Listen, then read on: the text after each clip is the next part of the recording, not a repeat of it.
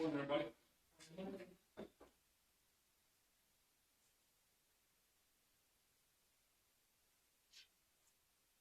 We'll get started with the pledge allegiance to the flag of the United States of America and to the republic which stands one nation under God, indivisible, with liberty and justice for all.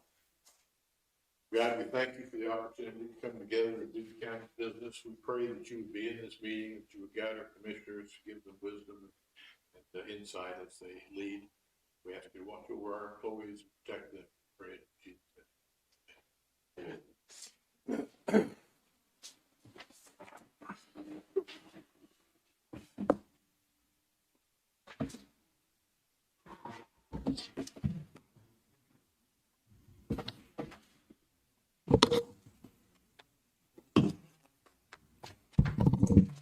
Good morning, everybody.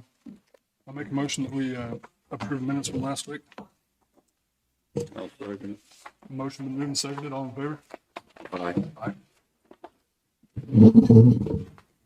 Make a motion, we approve the claims. We have two claim sheets here, one for the longevity awards of $26,717.18. And the rest of the claims are $160,684.06. I'll second. I'll second it. Motion been moved and seconded. Any more discussion? That longevity is for the, just for the Christmas, or, Yeah, it's the longevity awards that'll go out tomorrow. all in favor? Aye. Aye.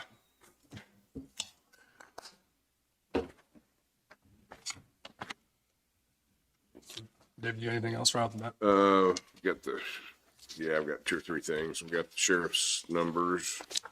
There's a copy. Look at them. All right.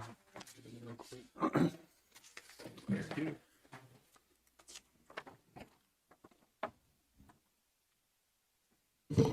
The sheriff's report as of December 11th is total prisoners, 57, 12 released this past week, one farmed out, which is a conflict inmate.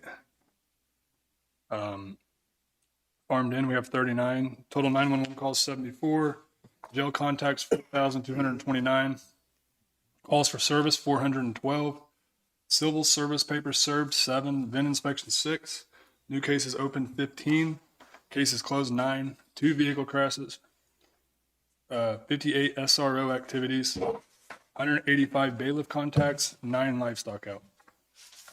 Current daily income for jail housing, $2,999.50.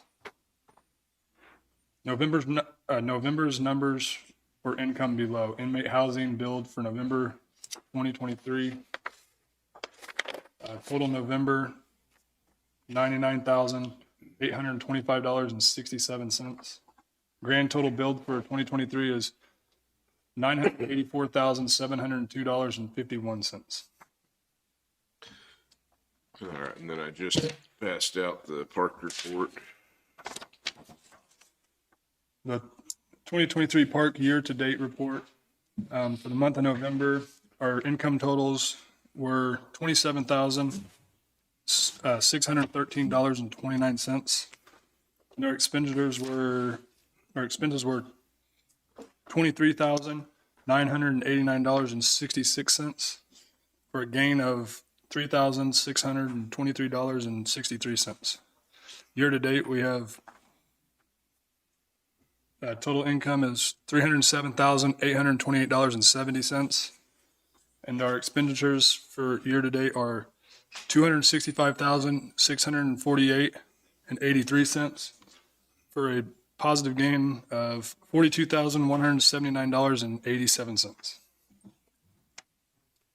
All right, and the other thing I had at the moment is got a letter from Trico last week stating that Tom Likely is retiring. He's been on the board as a representative for Linn County, and Russell Pope has told them that he would be willing to serve on that board. So if that's agreeable to the commission, they were wanting you to make an appointment to put Russell Pope on the board effective January 1st. You guys have an issue? I'm good with it. I'll make a motion that we appoint Russell Pope to the Tri-County Board of Directors. I'll second. Motion been moved and seconded. All in favor? Aye. All right, and I think that's all I've got for now.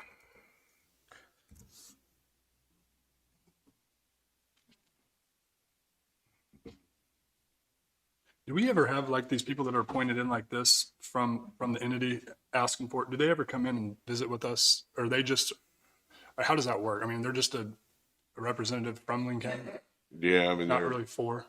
I- Or how's that I work? don't think we've ever really had them come in. They're just there to give a Linn County voice to the determinations. They don't really represent you per se, but, I mean, it's not an official thing like, you guys each represent an official district. They're not really like that, but they're there as a spokesperson for the county, so. If you ever wanted them to come in, I'm sure they'd be happy to. I think occasionally in the past, they have. They have it. I think when Don used to do it, I think, wasn't Don on it for a while?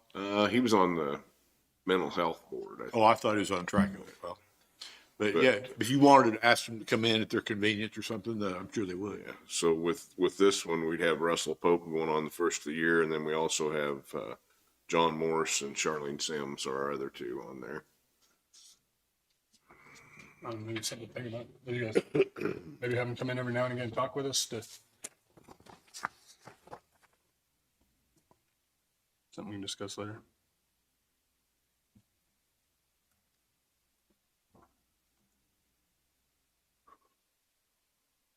Dave, you got anything else? I think that's it for me. Sean, are you going to go over the park stuff when you do yours? Or is she? I will then, yes. Okay. All right. You got anything? Nope. All right. AMR?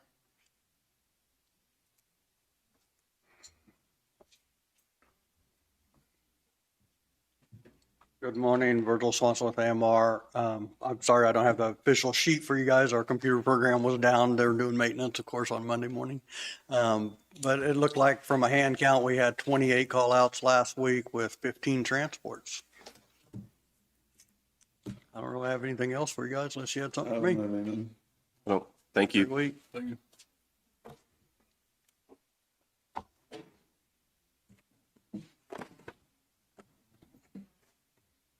All right. Randy?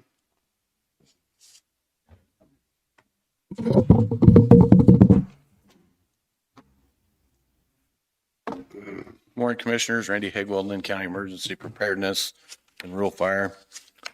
Handed out the sheets, the call summaries. We had 9 incidents last week. Brings our yearly total up to 428. It's still below average, what we normally run.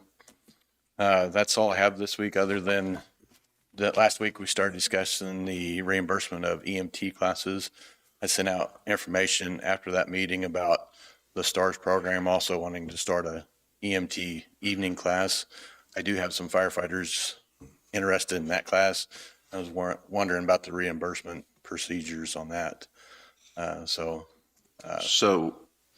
before you'd kind of told us that you didn't want to have EMTs on the fire department. What's changed? nothing really. I talked to Dr. Allen, and he said if we'd get enough EMTs, he'd be willing to serve as our medical director. I'm still not in favor of that, but I will support people that want to help themselves. That this fund does not affect the fire budget, and it really doesn't benefit the fire department, but But Yeah, having EMTs on there would affect the fire department. Would it be a positive for our community or not? what we run medical call wise is assisting AMR, and that is just basic CPR and stop the bleed stuff. We don't have to be EMTs to do that, and that's just regular knowledge. That's the stuff that we provide trainings on that they can train in-house. It's not that they have to do the EMT part.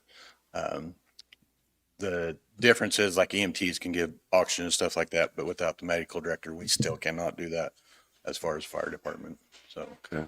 it only benefit themselves, not. What does that do for our liability if we had the medical director? I'm guessing that'd increase our liability as far as if we put somebody out there and said, here, they're trained to this level, and they mess it up just like if we are now. I mean, we do fall into that Good Samaritan Act now, where, so, So we reimburse the cost of $1,200. That's what it, so like the one that has applied for it now is 1,900. And then the stars class with the books and everything, it's gonna be right around 1,900 also. Like I said, either way, So are you in favor of us approving Cruz to finish his EMT? he has not started it yet. Like I said, this is not a budget that comes from the fire department. I have no buy-in either way. So, if he's EMT, when he goes on fire calls, he's not EMT, is the best way to put it. The EMT would benefit him, but as far as what he's trained to do EMT wise, he's not going to do when he's on a fire department call, because we're not trained to that level and we do not offer that care. the type of stuff that the STARS program is going to be offering is the same stuff that you do on like a Saturday every now and again, right? Is that what you're saying? No, the STARS program is also EMT, so they'd be It would be EMT similar certified. to what Cruz is going through. Yeah. But it wouldn't really benefit us in any way. Not on the fire department unless we move forward and got enough people to get certified as EMTs, but still it's not going to. That raises the question of whether you really want to do that, or, Right. because it does create a whole new area of liability. Right. And that's some of the problems. When I came on, we had oxygen at our stations. There's no maintenance on that, no checking of the bottles. See, we start picking up the bottles, and there's bottles that was filled 15 years ago. There was no upkeep on this stuff. And so it's like, let's pull this out before somebody gets hurt, and then realize, hey, we can't be doing that anyway.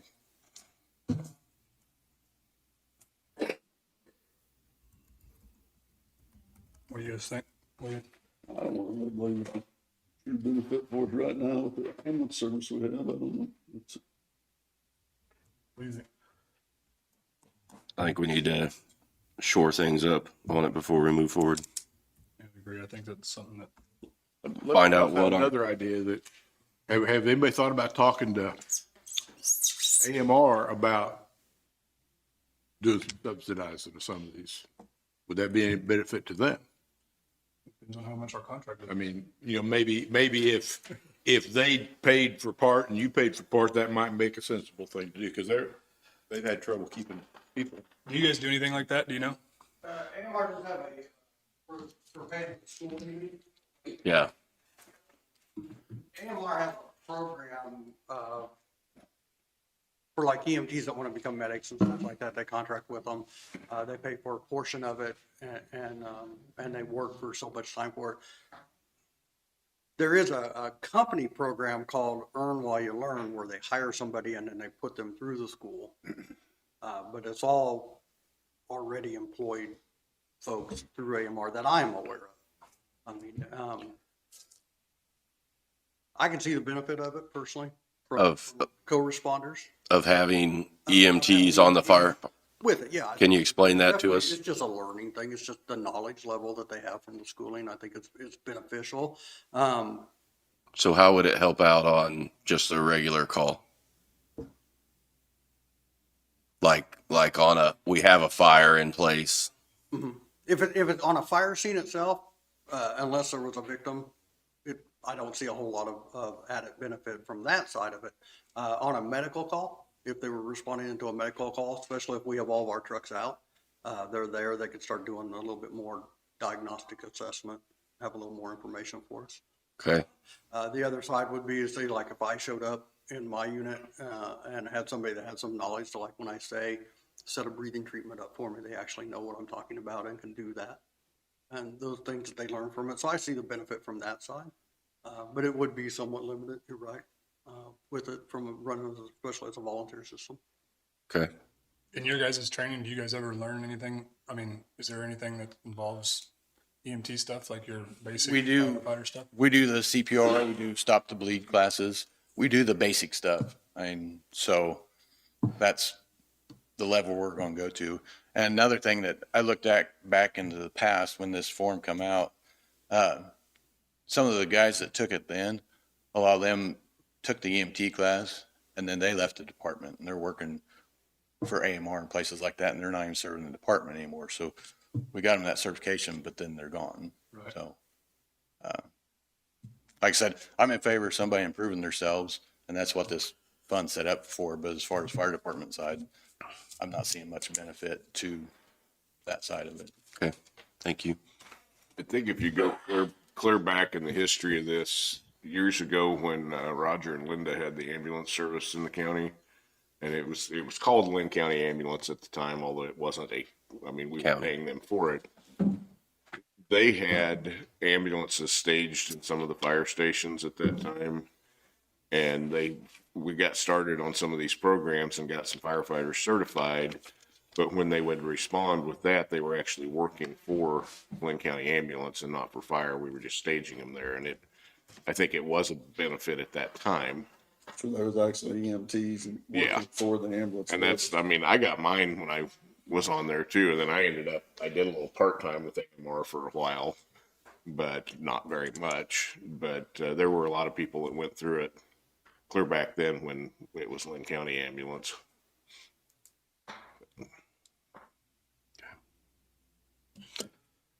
So I guess we got two questions here. Are we gonna do the STARS thing, and are we gonna reimburse? Cruises. There's no cruise yet. Yep. What do you think, Jason? I think the people that's going to do the STARS things, they can apply for reimbursement just like Cruz did. But I guess what we're saying, Randy, is do we want to still have that out there Right. if you're telling us that it's not worthwhile? Right. I agree with that. Is that budgeted? Is that fund? Does it have to? I mean, is it? I asked that last week. Is it statute? Do we have to have that, or can we do away with it? Or No, I don't think there's anything that requires us to have that. I mean, we've budgeted 12,000 a year in that for years, and some years we've used nothing, and some years we've used maybe half of it. Just depends on how many people we're going through. So should we go ahead and do cruises since the policy's in place now? What would we do with that money if we close that fund down? I mean, how would that work? How would you transfer that? Where would it go? Well, we just wouldn't spend it, and it'd just be cash carryover for the general fund. It's within the general fund, Gotcha.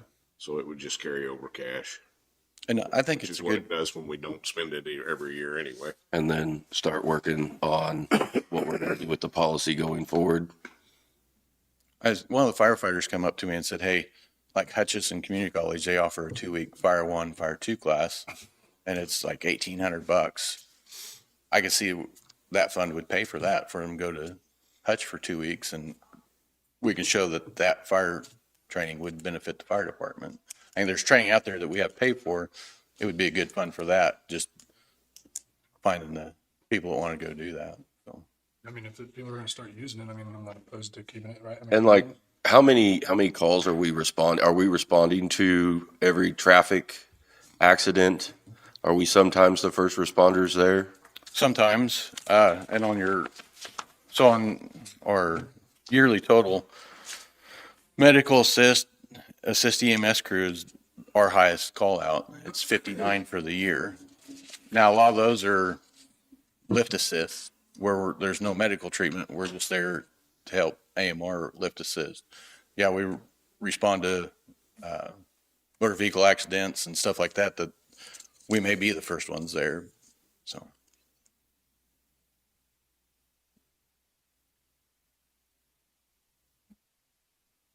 So it comes down to weighing the liability versus the benefit.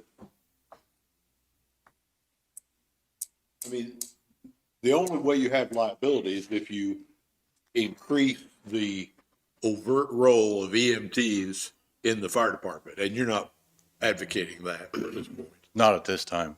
which AMR would have to agree to that, right? No, but we'd have to have a medical director, Okay. which, so that's a separate issue, really, whether you want to try to do that. I don't think AMR is very responsive. They get there. I don't think we need to run our own crew of EMTs. Do you? Our response time's pretty good. Yep. I think they get there fine and they do a good job. If we're running a crew of EMTs, that just gives us an exposure that we really don't have and without much benefit, in my opinion. So the real question is, as you said, Danny, do you want to continue the program for things like fire training, other kinds of training? I think there have been others that we've done through the years. I can't think who, but, you want to continue the program but not do EMTs anymore? Or do you want to continue with EMTs or discontinue the program? And then finally, are you going to make a distinction for this gentleman that's already applied? The sheriff's office also can pull training funds out of this fund. Yeah, the way that contract was set up, or that we always had it set where either the sheriff or the fire chief had to sign off on it. Because typically it was someone in one of those departments that was wanting to take the classes, and at least at times they thought that would be a benefit to the department. But as for the fund, the way, or the line items, the way we've got it set up in the budget, we have it in an EMS budget within the general fund, which is separate than the ambulance budget. It's separate from fire. If you wanted to look at using that for training for firefighters, like firefighter 1 and 2 classes, I mean, we could simply rename that as like EMS/fire training fund or something. It's just a name we have on it. There's nothing that's binding us to use it for that purpose. It's part of our general fund. Okay. I'd be okay with that, as long as we're going to use it. I would be too, just make it the firefighter. And we can set up the same type of agreement if somebody did firefighter 1 or 1 and 2, where they agree to work so many months for our fire department to pay for it, and if not, they have to pay it back, which is what we were doing with this stuff. But that still, I mean, that doesn't answer the question of the one application we have at the moment.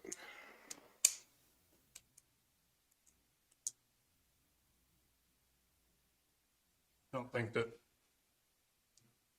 moving forward, I'd like to do what David had suggested, but I also don't, if it's not going to benefit us any, I don't think that we should approve it. So.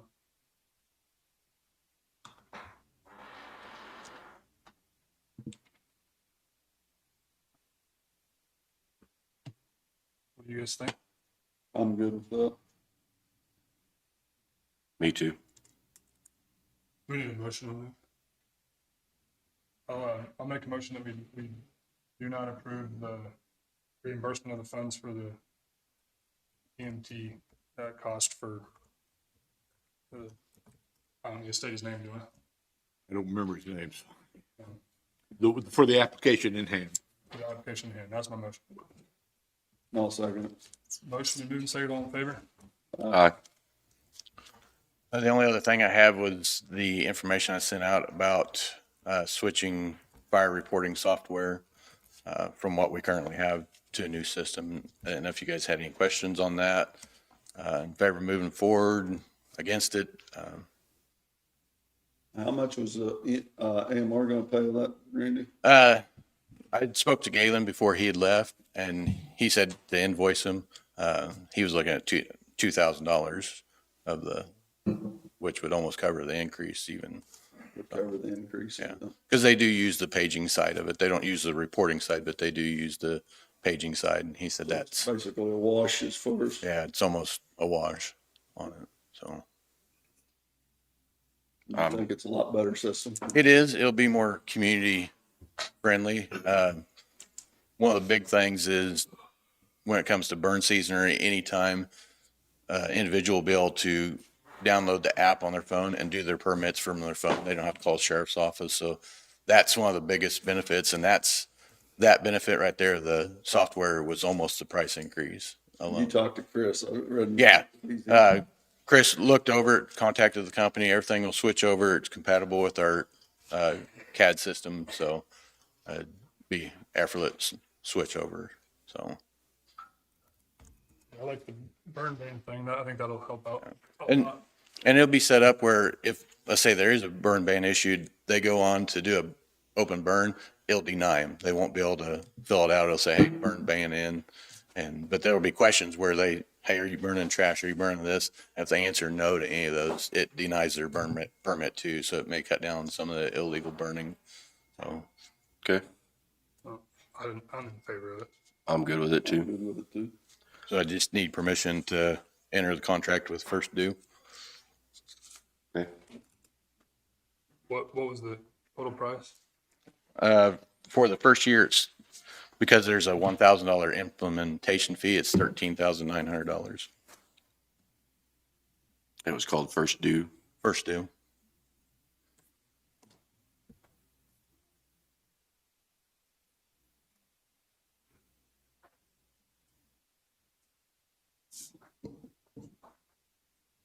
Once this goes online, we'll be able to put out those QR codes. We'll be able to hang them in convenience stores where individuals will be able to go through, scan them, and it'll automatically put it on their phone and help them get it all set up for use. So, Okay. I'll make a motion, we let, Randy enter into agreement with this company for $13,900 a year. I'll second. Motion been moved and seconded. Any more discussion? All in favor? Aye. You have a copy of that information. yeah, I'll email it to you. That's all I have unless you guys have anything else. Where are we at on like the purchasing of the radios? And have all the municipalities purchased their radios, or how are we doing that? We have some loaner radios out to a couple of departments. When this started, we were looking at going live after the first year. That got bumped up to December, and some of them didn't have radios, so we have loaner radios out. And then there was one fire department that did get radios purchased in time because they started on early. Chris is working on the handhelds now. We're hoping to get those out this week and get that switched over. So on the ones we're sending the loaners out to, they'll be buying their own next year? Yeah, hopefully. The short loaner program. So it's just like one department had 6 radios, and that was a pretty good hit on their budget for this year. So we just had to get some out. So they were ready for that switch over a little quicker than we anticipated. So, Okay.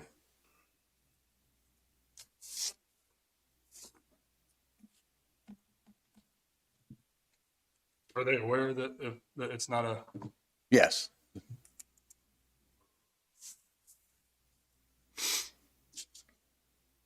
And they're truck units. They're not handheld units. They're just truck units. So if they're responding, talk from truck to dispatch, but it's not handheld units. And that's kind of what we had directed you, if they were going to have problems fitting it into their budget, that we would pick it up for a time, Right. but that they would still have to pay for it in the long Right. run. That way we're not. Because those units we'll actually take out and put in like our Rangers. We don't have radios. We have radios in our Rangers now. So we're not duplicating equipment. We're not duplicating. These will be, once they're out of those trucks, they'll be repurposed back into the fire department. We just left them out of our Rangers for now. They're big, more for grass fire season. They're not in use right now. So we'll switch them back over once they come in. so what if a city or a municipality doesn't comprehend or do what we ask and we have to take we're just gonna take the radio from them and then they're. Yeah, we'll make that change. So I don't think it's going to be an issue. Okay. Okay. That's all I had. And we have, there's other departments. We have surplus equipment. There's other departments within the county that's looking at like some of our surplus equipment. So moving forward, there'll be some stuff that I'll bring in to you guys that, like, we have an extra wildfire truck tank. And we have a local department that's interested in getting that and making a brush truck. So there's other equipment that those departments are going to want to use. So just leave it up to you. It's nothing that we're using. So I'll make you guys, bring that to you guys when they're ready to, they still want to go that route. So. Okay. Thank you. Thank you, Randy. Chris?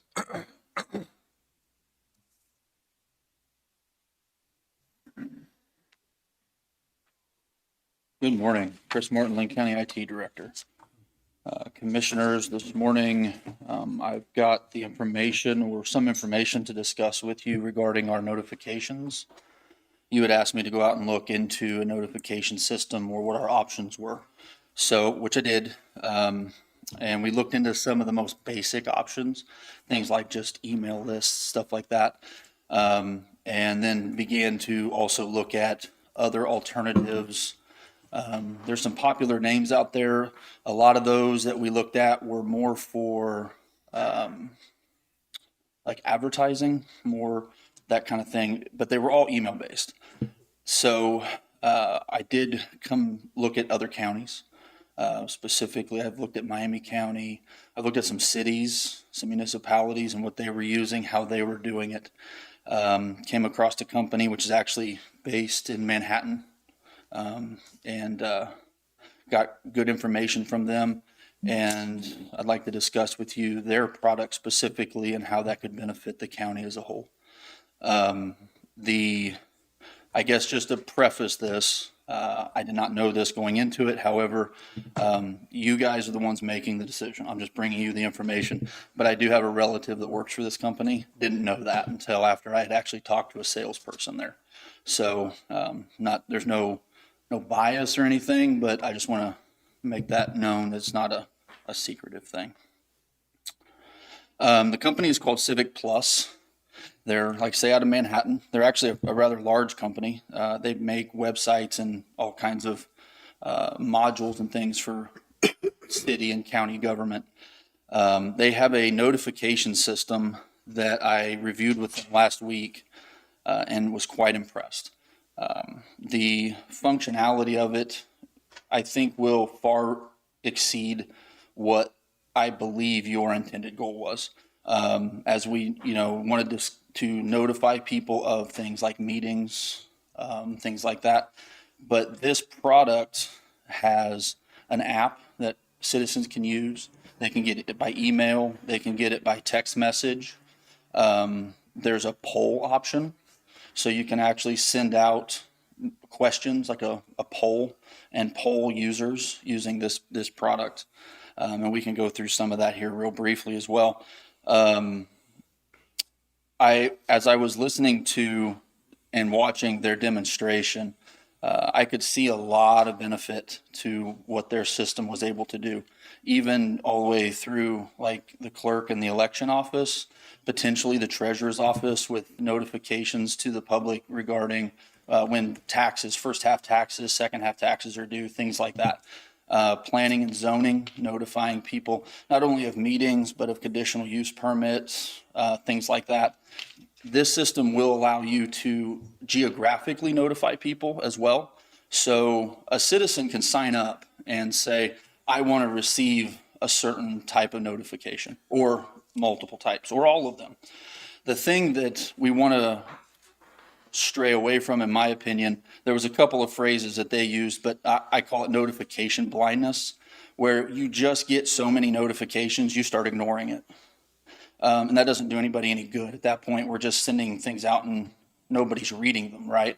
So we don't want to necessarily just bombard somebody with every possible notification that the county might have, right? This system allows a citizen or anybody to go to our website, sign up. They can put an email, a cell phone, text message, multiple. They can have all these different choices. And then there's a list of options that they can choose from. They could say, I want to know when the commission meetings or when agenda is posted. They want to know when planning and zoning meetings are, or when the health board meetings, fire board, all of these different things. There can be just general notifications to people. That can be very popular. I will also, let me back up one step. We already have one notification system that I looked at now, which is provided by Homeland Security. It goes through emergency management, and it's Everbridge. So that system works well, but it is provided as a regional asset. So some of the things like being able to set up groups and have staff create these notifications, it really doesn't fit our need well in that. But I am not in this suggesting that we replace that, nor did I talk to Randy about doing that with this. This could replace that. They have an additional option, But what I'm talking about today is just citizen notifications, not weather emergency notifications. Okay, those are two separate platforms. But with this, the citizen can say where, give an address, or they can click on a map and say, I want my notifications. They can be within the zone. So why that's beneficial is, maybe someone's parents live here and they live in Johnson County, but they want to get notifications that their parents would get. They could click on the area that their parents live in, and any notifications that might be for that town, for that area, it might be a voting district, something like that. It depends on how our staff puts the notification out. But again, geographically, that is super handy. So who's going to be putting the notification out? So that's the other nice part of this is we can have multiple individuals that are trained to do that. Okay. Of course, they could request IT to do it. That could be, depending on how frequent it is, kind of a daunting task. Not that it's hard to do, but the way I would envision this product as a department head like David or Janet or anybody for that matter, the sheriff, they could log in and create their own notifications, and you could schedule notifications. So you could say, once you guys approve next year's commission meeting schedule, we could go in and just preload the whole next year so that an hour before a commission meeting or 24 hours or whatever is decided, notifications are sent out. So we'd be needing to develop policies and procedures? Probably, and they do have a lot of that information available. This company does. This particular product is, like I said, was used by multiple counties that I looked at. That was the common thread. As I went to seeing what these counties are using for notifications, I kept seeing Civic Plus, Civic Plus, Civic Plus. And as I looked at what they did, I was pretty impressed with how that worked and how it integrated. And we can integrate it with our current website. We don't have to shift gears, go with something different. This will go right with what we already have. I felt like the polling feature could be pretty powerful if that's something, again, it's built in with the base system, but that's something that you could, if, I don't know, I could make up 1,000 things, but I think you understand the point is, would you as a citizen be interested in this? And How that- would you determine if it was a Linn County resident? I mean, is how. Well, I mean, they would have signed up first off, but you could also do it geographically. So you could say that it's within this area. Now, no, we're not vetting the user. And so it wouldn't be a scientific no, study or anything that way, Jim? no. It would just be asking a question and getting a response. One thing that was really nice also is this system, of course, is secure. It's hosted in their cloud platform. So any type of PII information is being encrypted and protected on that level. Okay. But also the system is smart and it knows, did that text message get delivered? Was that text message opened? Did that email get delivered? Was that email opened? So we're not just blindly sending out to this list that may have, we don't even know how effective it is because people's emails change, they've changed cell phones, whatever it might be. And I thought that was a very good thing, that if we tried to develop something like this ourselves, we wouldn't be doing that. Okay. We'd be sending this out and it's just going out into the wild, and we have no idea how effective that would be. So when you talked to Miami County, you said you talked to them? I looked at their website, yes, and I went through, like I say, several municipalities, several counties, and was looking at how their platforms operated, and it was just the same one over and over and over again. So you didn't really have, they couldn't give you, you couldn't find a number of how many citizens in Miami County have signed up for their, No. how would we get the word out that, it's, So they actually have marketing material that's already, that we can put, our logo, our name on, that's provided. Same thing, kind of like Randy was saying, QR codes.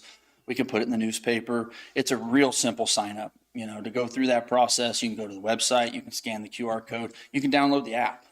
That was one thing I thought was really nice. We've all been through that. You get signed up for some sort of notification service and you want to change it.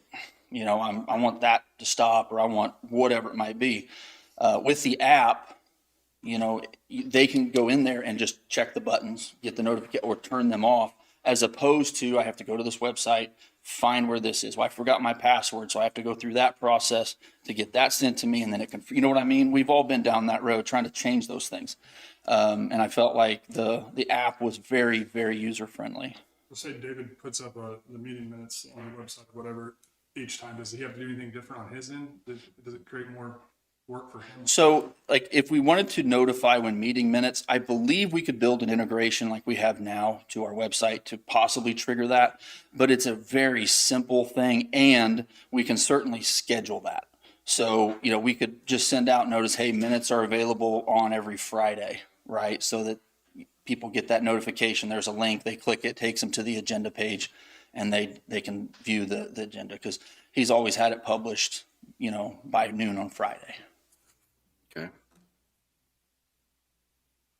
Cost? So they've given me a 1 year, and like everybody with this time of year, if we do it by the end of the year, right? So I laugh because I've been through a bunch of these already.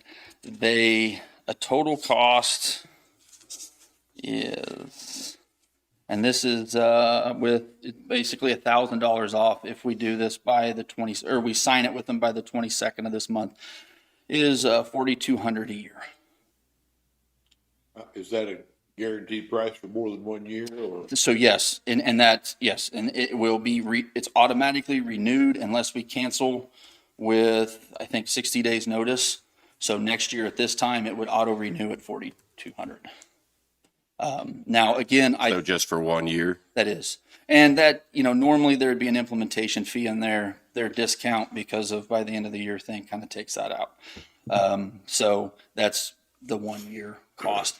But in my estimation, you know, if we could, not if, this is something we could do, let's take the elections as a great example. We can import from the mapping department, like the voting areas. Districts. Right. And everybody that's signed up in an area, it would send a text message to whenever David wanted, you know, he could schedule that, but it would say, hey, you are listed in this area, your polling place is here. And in that, we could have a link that takes them to, a map link, and they click it, drives them to the polling place, something like that. Super simple. But by doing that geographic stuff, it's not one giant one. Hey, if you live in Pleasanton, it's here. If you live here, it's, that's confusing to people. But if they get a text message that says your address is within this area, this is your polling place. Again, I haven't talked to David about that. That was just kind of a thought. But the same thing for planning and zoning. They have legal requirements for notification a certain distance from a conditional use permit, right? But you could blast it out to everywhere. You could also say, I'm going to send it to everybody on the list, but I'm going to send a specific message to everybody within a mile of this point, or something like that. These are just ideas. So did David want to do something like, or say he wanted to do something, we have these competent people in-house in the county that trained? Yep. Mm-hmm. Is that training part of that price? It is. Yep. It's included in the implementation. How do we determine that? How many people can you have? As many as you want. This is not difficult. It really isn't. Watching them do it, like the geographic part of it, it's just click. You can draw a border. You can, like I say, I can pull in using, with Pam's help, a layer from her map for areas. So out at the conference this last week, they had a breakout session that was going over sending out responses and things that way, talking with your citizens and everything that way. And I think we'd want to try to build a committee out of our staff, have a couple of people that are in charge of what's going out and approving and doing things along those lines, and then having the other ones that we deem as content providers and things that way that are going to be sending out notifications, working underneath those people. What do you think of that? That sounds like a great idea to me. Like I say, I wanted to bring this particular one to you because it encompassed so much, and I felt like the value added with all of the things that it does, easily the 4,200 a year. I think at least, we could go a year and see what our response is. We're not locked into multiple years or anything like that. but we've looked at some other things that were purely text-based. This was a month ago or so. And it was quite a bit more money than this. And that one was where a citizen would text into us. And then there was like an automated response and there was kind of things. And I don't know, I just didn't feel like that was going to be a good fit for, notification needs and something like that. But this one here, and it's unlimited, unlimited email and SMS. Some of the others, they were buckets. Hey, I'm going to buy 10,000 text messages, right? Right. And this is unlimited. I will tell you this is not included here, but just for your knowledge, and we can add this on later, there is a voice option. I don't, if we have a lot of older population, this is, well, I don't want to get it on a text message. I have my home phone, right? And I want to get a notification.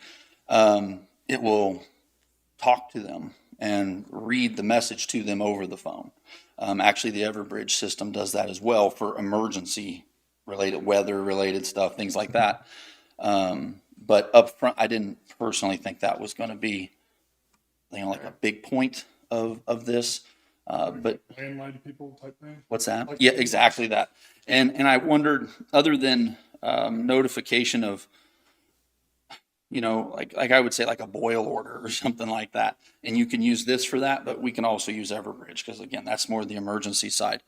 But, if you're not using a cell phone or anything, are you going to have a landline but want to watch a commission meeting? Or I don't know. I'm not suggesting that's not the case. Just so you're aware, that is. So I think this is just providing another platform to try to get information out, increase our transparency, do things along those lines. Yeah. Trying to reach a different demographic that's saying they're not hearing what we've got. Mm-hmm. Do any of the cities have anything like this? I mean, or should we? Not in Linn County. Should we incorporate them or talk to them about it and see if they've been? I mean, or would that just be overloading it? I think we They want get to. pretty complex. It Try- kind of. I think we want to try to keep this to our stuff and do that way. But make them aware of it. They may want to do it. Yeah, and of course, if they had some sort of a notification, that they, not a consistent, but like again, the boil order or something like that, definitely reach out to Randy or myself, David, somebody, and we can put a message like that out. So if we can make a decision by next week, we're still okay, right? Yep, they gave us until the 22nd for that exact reason, if you wanted to. Is there any way Mullet. you could reach out to Miami County or somebody that has it, or maybe get in contact with them and kind of fill them out and see what they're, I can see try. how they like it and see how many people within their county has it? I mean, Mhm. if you could. Mhm. You guys were asking about the cities notifications. So on the Everbridge part, we can allow the cities to use those and they can go in just like this and draw a map around if it's Pleasanton and they can post on there that they found a dog, black lab, and they can use that. So the cities will have that option to use this Everbridge as well. We can put whatever on the Everbridge. So and That's on the one you have? Homeland Security pays for it for the region, so it does not have any cost to us. How do people know about that? Where do they sign up? That's something in the past, they'd only used it for weather. Going to meetings and stuff, we found out that, hey, this is a big system, use it for all kinds of stuff. There's counties that have every city signed up for it and they use it daily, multiple times a day. And so we're going through getting the training that we need to get this system implemented here, and then we'll push it out. It'll be a QR code just like that, and they can sign up for it, and they can have either text message, phone call, cell phone call, or landline notification. And it's set up where if you don't answer one, if you don't answer your text message, it's going to call you. And so, but it's not just for emergencies, it's for anything. So we're working with the cities to get that out where they can use it for, hey, we have a water leak. We're working with dispatch where dispatch can go and say, hey, this section 69 is closed because of a wreck. They can put it on there, or even road and bridge saying, hey, this section of road's going to be closed for the day because we're chip sealing or something. So we're working through that. It's just taking us a little bit longer to get the training to get that. How long has this been? How have we had that? Multiple years. For quite a while, but like I said before, it was only used for weather, but it has a bigger scope than just weather. So, And I think we did some advertising when we first got that and trying to get people to sign up, and I don't know how many. got on. We can pull up a map and everybody that signed up, because you go by address, it brings up little red dots on the map. So we can tell, hey, there's a lot of people signed up in Pleasanton, not very many here, whatever. And we can go through and say, okay, these people are affected by this. And then there's some stuff on that system that's already built in where if the National Weather Service issues a thunderstorm warning or a tornado warning, it automatically sends that out. And we can set that where there's some things that are just automatic. Okay. Yeah, and what he's talking about there is there's also an iPause system. Again, they have another component to this, which is not included in this, which is that. It's direct competition to that. And I'm really familiar with the Everbridge side of it. But I will be honest, for our use internally with what we're discussing here, what I believe your goals are, I understand that Homeland's paying for that and I don't want to change any of that. But this is in my estimation, a better fit for what we're trying to do with Linn County's notifications for the government to send out for the meetings and the notices and those kind of things. Their app, like I say, they do have the app. And the app, I don't know, we don't have large cities, so the app is super useful to set up your notifications, but it's also, I don't know, that's why I say we don't have large cities, but if somebody was from Lacine and they had the app on their phone and they're in Pleasanton, right? And then you send a notification to Pleasanton or Mound City or whatever area, it's going to say, hey, this phone is within this area. I'm going to send the notification to them as well. So that's a pretty big benefit.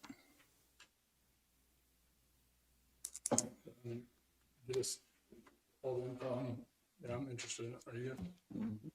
I'm too. Can you come back next week and I sure can. If you don't have anything else for me, I would like a quick 5-minute executive session for legal for discussing the end, hopefully the closing of a contract. we're gonna take care of Lisa really quick? Yep. That'd be fine. And thanks for the light up display over here on the, everybody involved in that. I know I've got a lot of phone calls and texts over it. People really appreciate it. Great. You guys did amazing over there. So Absolutely. thank you for that. Thank you. Thanks, Chris. Lisa? Lisa Kelstead, interim appraiser. As you know, when Kathy left, it left an opening in our office. We've found a good candidate that we would like to hire. So with your permission, we would like to bring on Trevor Mandrigas as an appraiser 1, and his starting salary will be at $15.5964 an hour. He'll be brought in as a range 8A. And What was that dollar amount again? 15.5964, which is the range of 8A on the pay scale matrix. 16.59, isn't it? Oh, excuse me, I'm sorry, 16.5964. That's what I had down. And his name's Trevor what? I think it's Mandrigas, and I'm apologize if I'm butchering his last name. I'm sure he'll correct me. I'll make a motion that we allow Lisa to hire a new appraiser for the appraiser's office, Trevor Mandrigas, at 8A 16.5964. I'll second it. Motion made and seconded. All in favor? Aye. Thank you very much. Thank you, Lisa. Okay. Everything getting good over there? Do you like the new position? It's very challenging, yes. We appreciate it. I did pass all my I feel I had to. So Oh, you did? I passed them all. Oh, I good. just have to send in my stuff to get my RMA appointment. Oh, good. Congratulations. Thank you. All right. Well, we should have Joey coming in 5 to 10 minutes. We can go ahead and get Chris as needs 5-minute legal. Go ahead and get him out of the way. I make a motion that we go into executive session for 5 minutes legal with Chris. Martin. I'll second it. Motion to move second on favor. Aye.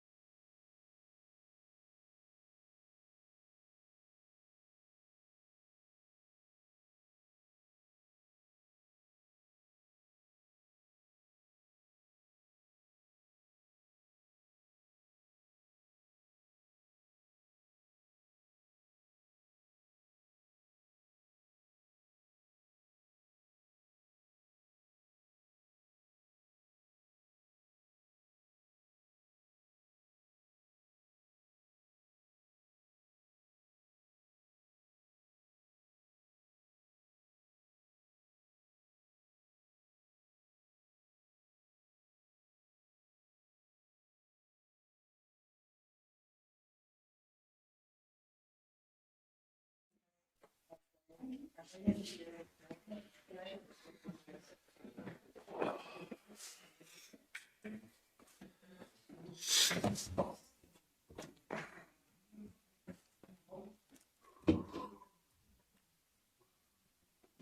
action. 5 minutes for Joey gets here. Justin? No? Karen?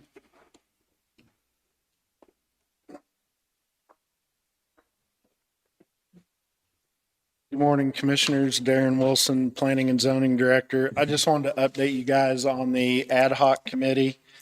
I've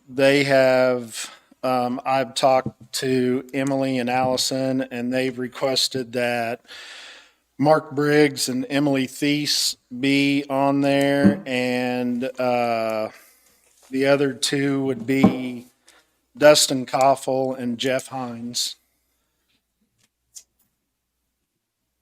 And I'm actually waiting on Jeff had mentioned that he was definitely interested and wanted to, but I'm waiting on a phone call back from him for a definite yes.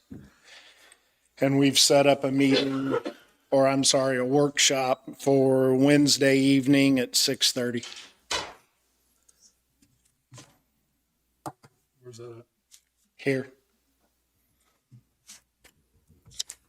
That's not like I mean, what are you guys, how's it gonna work, and what are you guys gonna do? So I think the first night we're going to go over on how we want to structure and want to go through the regulations, what we want to talk about. I was going to ask you, since it's a workshop, do you want that to be on YouTube? I mean, it's a public it's open to the public, but it's a workshop, so no action can be taken. So I didn't know, and the public's invited to come, but I didn't know if you wanted the workshop to be. I think the more transparent we can be, the better. What do you guys think? I agree with that. Live streaming. Okay. So what'll be the roles of Mark, Emily, Dustin, and Jeff? So it will be, they'll be able to speak in the committee of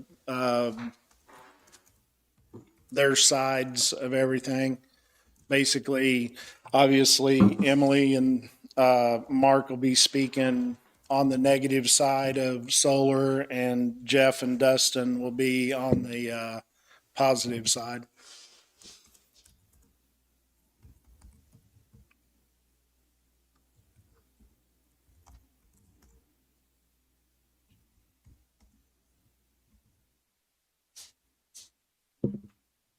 So on Wednesday, you're just gonna be getting structure and what your goal is and all that stuff? Yes.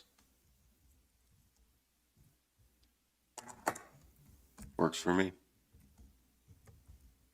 Oh, one other thing, they had asked that if somebody couldn't make it on a night that we're having a workshop, if they can appoint somebody else to set in. That way they've always got two people there. I don't have a problem with that. And they, Mark and Emily,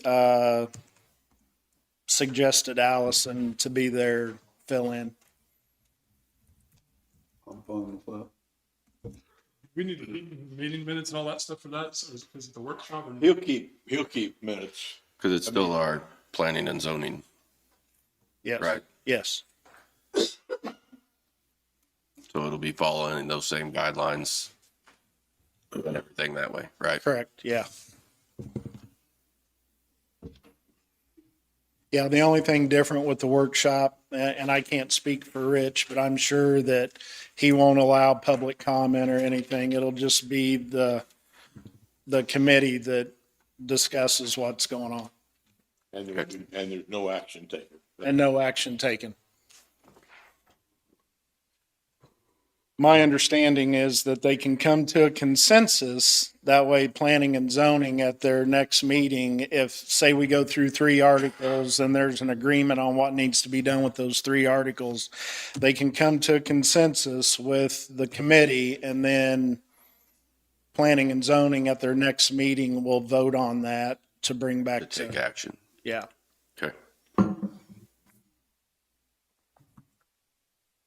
do you need a motion or anything? Do we need a motion on that work? I think it would be appropriate to just appoint those people, have a motion to appoint those people to be ex officio members of this committee.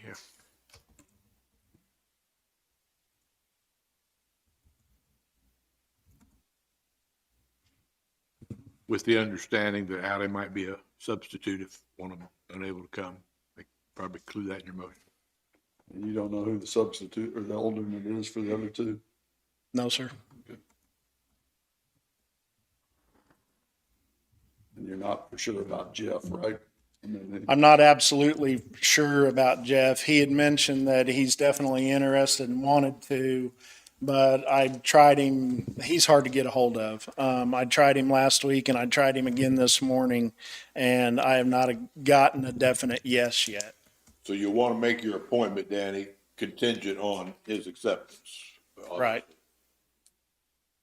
What about you getting neutral people that, I mean, is the planning and zoning going to act as a neutral body or what?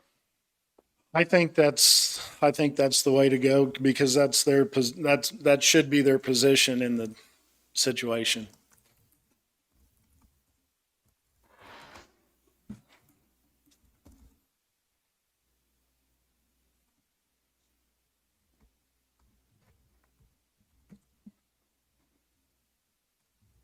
Yeah, what kind of motion do you got wrote up over there?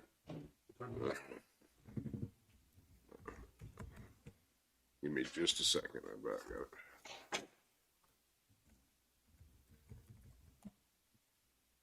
Okay, what I've got at the moment is move to appoint, and I'll list the names as ex officio members on the committee and to allow alternates to attend if those ex officio members are not available for the workshops, contingent on Jeff Hines accepting the position.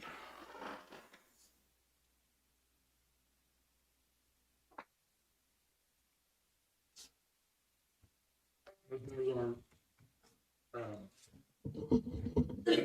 Emily Theus, Dustin Koffel, and Jeff Hines. Yes.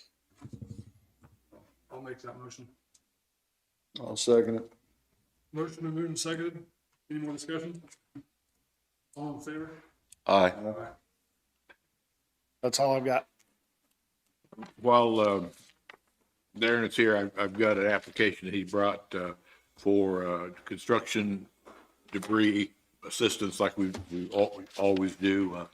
This one is in Pleasanton at 205 West 4th Street. The property owner is Michael and Rochelle Chappelle. It meets all the qualifications. It definitely, you can tell from the photographs, it definitely needs demo. And so we'd like your approval to grant the reduced dumping fees on this.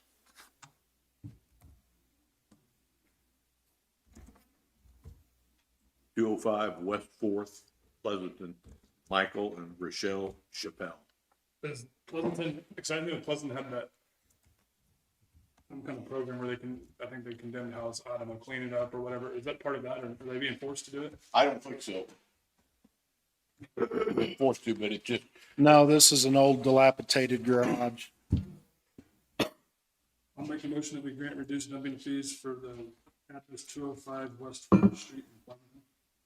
and there will, of course, our policy is they've got how long to complete this? 90 days. 90 days. Within 90 days. I'll second it. Motion to move and second, all in favor? Aye.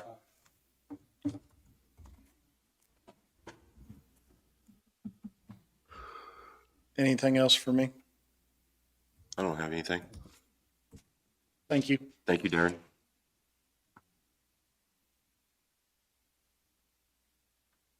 Joey, I think we're ready for you. Excellent. Mac handout. I'll be very quick.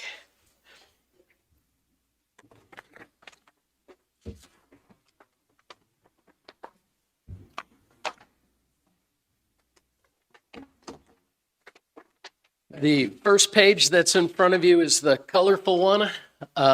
This is just, it was very well received, your bond issue. We did a lot of marketing of the bond issue, and that really is just getting the information in front of investors, in front of bond underwriters, in front of something called credit enhancers. Credit enhancers are bond insurers. The bond insurance companies, if they are used, it would take your bond from an A+ to a AA. And while all of the bond insurance companies qualified the county to do that, nobody elected to have it.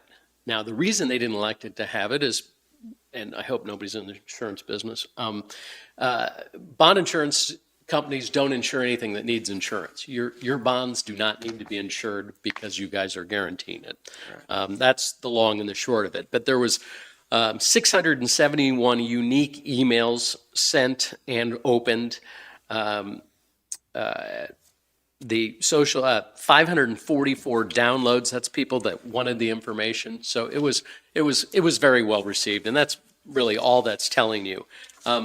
In the next page is the bid results, and you can see that the Country Club Bank, we had 4 official bids. We had 8 bidders sign up, and I will tell you the single criticism I have is that, and poor Dave, he only heard me whine every week, where's our audit, where's our audit, where's our audit? And he's like, they're not even returning my calls at this point.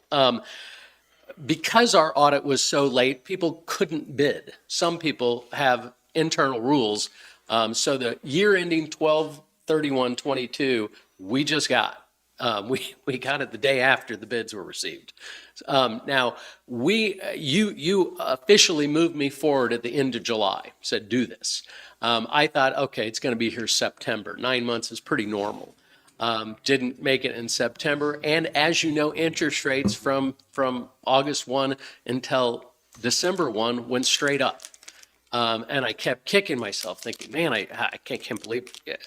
Well, this falls under the category of all luck isn't bad luck. As soon as the end of November hit, interest rates actually for these bonds fell a lot. I was expecting something closer to a 6%, and as you can see, our winning bid was a 5.03, which was dynamite. That was exactly where we started, if you will, in August. That was what I was anticipating. The 9 basis points, the difference between the first and the second is close. 503 to a 5.68, the first and the last between Country Club Bank and Commerce Bank. Not very close, but I suspect, and Country Club is a very strong bidder. There are a few bidders that I really thought were going to be a part of it. Baird is a very large firm that has a very large syndicate of buyers throughout the Midwest. They passed because there was no audit. However, that being said, I don't think we would have gotten a better bid from them. So 503 is standing. The next page is just the line-by-line comparison of each issue. The third page is our principal and interest schedule, and this is exactly, and I don't want to, exactly might be too strong a word, but about as close as I could have anticipated in terms of what we anticipated and what we ended up with. When we originally looked at these numbers and you guys chose the 10-year option, we said the combined debt service, the new and the old, would be $1 million. We estimated it at $1,200,331. Well, the actual turned out to be $1,199,762. So we could not have been closer with the combined 2 schedules. So you have the debt service report, which is the new issue, the new taxable issue. The next page is your debt service of the bonds that are remaining, the series 2019 bonds that remain. And then the next report is one called Refunding Effects Before and After Report. And I absolutely don't want to, this is the only one that I care that you pay some attention to. Because if you look at it, you can see that the second column says Series 2019 current total debt service. That's the before the refunding. Less the debt service, and less the debt service, that's the debt service we took out. That's the bonds we refunded. And then the middle column is what we replaced it with, the principal and then the interest column. Now, if you look at the post-refunding debt service, the second to last column, you can see we go to 1,199,000, 1,149, 1,150.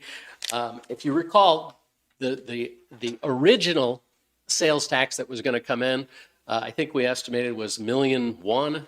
It started out at $1,000,002, and it looks like this year we're going to be $1,000,004. So you should be quite comfortable with that payment. The unusual thing that it is unusual in that if you look at it and it says post-refunding savings, well, that's the difference between the new and the old. However, when you get to the bottom, it says we saved $491,505 by doing this. That is a true number, except you have to, if I were to explain this to you, $491,000 is not a true number in today's dollars. You lose so much money up front that all of those savings, when you present value them, go to zero. In fact, we have a negative number there. But you know, in terms of, hey, it looks good, it's just not as good as it looks. And I don't want to leave you with the idea that, wow, we did this and we saved $491,000. If you present value that $491,000, all those savings disappear. And I think, that's all I've got for you. Any questions? This closes on the 13th, so everything will be done. You won't even notice it. It'll get taken care of. And July 1, you'll have different payments. So will I be making two separate payments on these? You'll get it. The state treasurer will be sending you two different notes saying Series 19 and Series 2023, but it'll be at the same time and probably on the same sheet. Okay.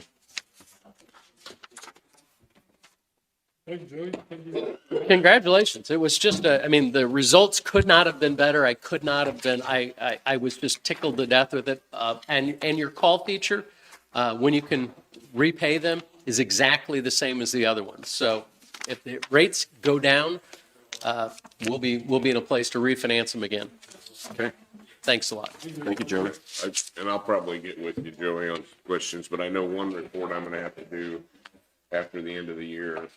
I do a quarterly and then an annual report. Income and expenses, and on the annual show any debt we have at the end of the year. Yeah, give me a call, and because it'll look funny. Be different than. Yeah. Yeah. So I need to work All the raw data is here, but it's been easier for me to do it than you, because it's.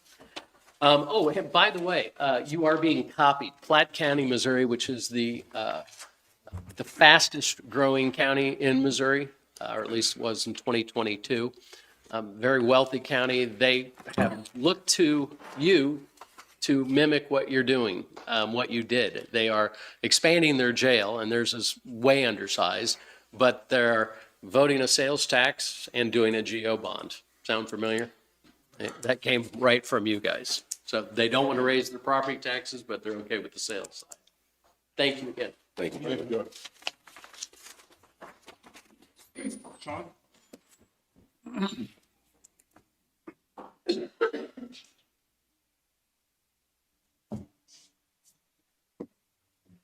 Morning, Commissioners. Sean West, Public Works Administrator. Update on the burial permit 2023-08. This is the one that we were talking about, the overhead and burial or bore near the power plant going over in Missouri. I've had contact with Evergy and their representatives. They did make the adjustments on the design and put the boreholes outside of the right-of-way, so it is on the design that's being pushed out later to contractors. Also, we've been in discussion about the application for the permit, because they just recently told me that their funding from this project that was slated in early 24 has been pushed out to 25. So I anticipate they're getting the management team to make the decision this week. And I anticipate coming back to you next week and telling you that they're going to hold off on their application until it gets closer to the time, so that they don't have an application open for a long period of time, because they understood by watching our meetings that that was a concern. So they didn't want to push the application through and not be able to complete the project or push out extensions. Okay. So basically, in a nutshell, they've been very responsive and accommodating to any requests that we've had. Good. Next thing I have for you is a burial permit that came to us late last week. I apologize. It was not pushed out to you. This is a burial permit BP 2023-11, Anderson County Rural Water District, wanting to do a, looks like a sleeve on a right-of-way crossing, and the location is 9696 West 1200 Road. This is a connection for a local service to the main, and the foreman and I both reviewed it.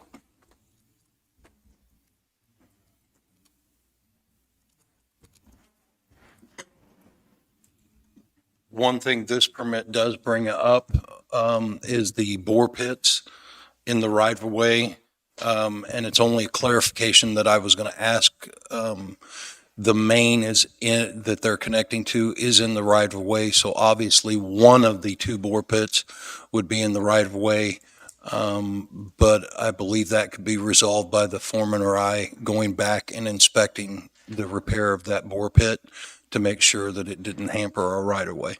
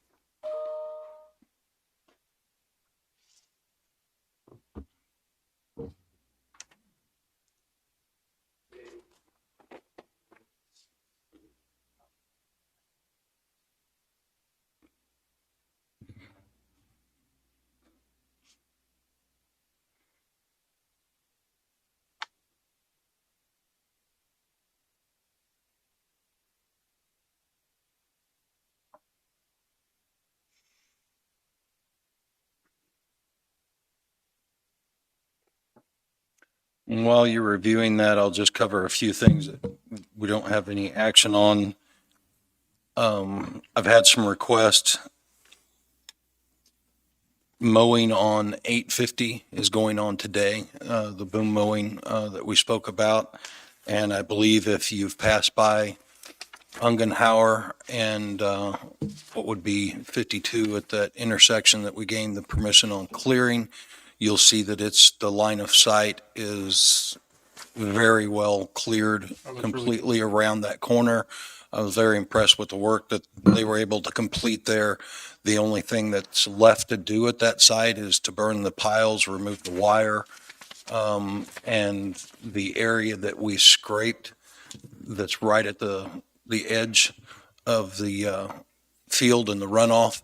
We'll go back and we'll drop a little bit of seed down there for the spring so that we don't get any sloughing or runoff into the ditch or lose any ground there. I had a comment from someone that lives on down the road from there a ways this weekend that really appreciated the work there. I believe they did an amazing job at that location.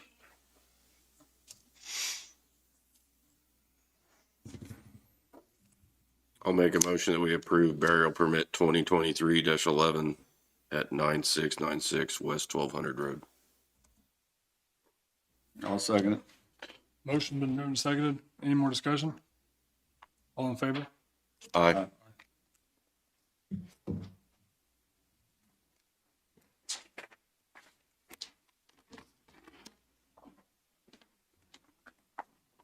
By your approval, I'm going to surmise that after inspection of those pits for these mains that are in the right of way is going to be sufficient?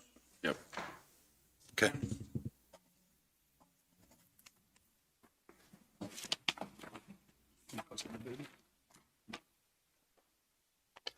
Next thing I had for you is the opening of the proposals for the on-call and biannual, on-call engineering and biannual bridge inspections. These went out as proposals, and I'm being told we can open these without listing all of them because they are commingled. Some of the engineering companies on the outside of their envelopes did not denote which that they were bidding on. So as I understand, we'll open them and read who we received proposals from. We'll take them back, sort them, qualify them, and bring them back to you. What exactly, and it's just, what do they do on the bridge inspections? Just the Every 2 years. integrity of them or what? Every 2 years, the state requires bridge inspections to be completed and returned into them and entered in on their system. This only anomaly to that would be underwater inspections or critical fracture bridges, which are 12-month or special duty inspections. And how many bridges do we have? I can't remember. I was told. I believe it's right at 200. It's 195 or 200, but Typically, they bid per bridge. yes, typically the cost is a cost per bridge. These are the ones that are marked for on-call engineering. We have one that's marked for both, and these are the ones that are not marked, so we don't know which.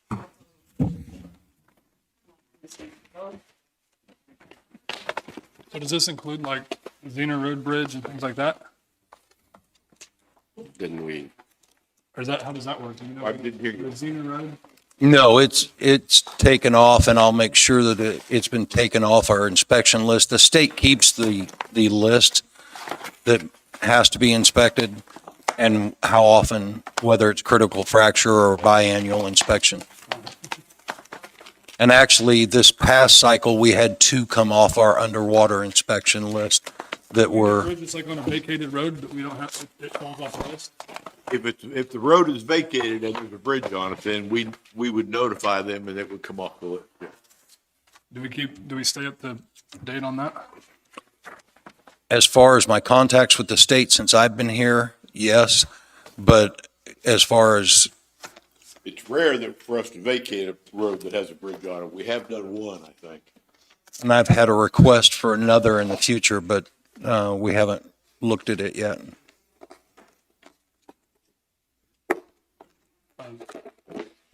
This is an application for a driveway entrance. You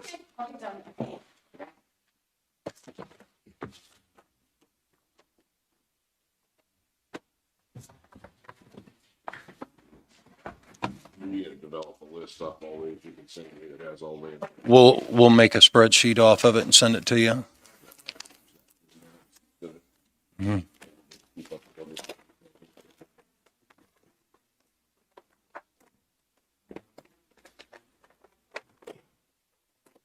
I didn't see this.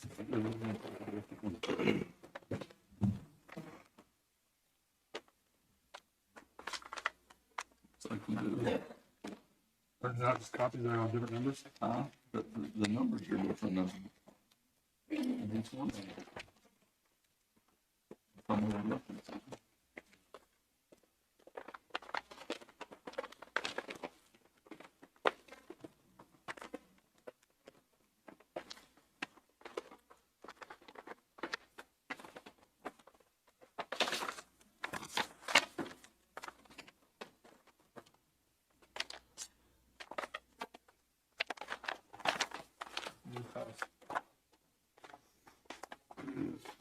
So we're not reading these off. Gonna announce Who we had. who the bid's from, and you can tell the difference, which project the bid's on. But let's not go through the numbers until they've had a chance to verify that.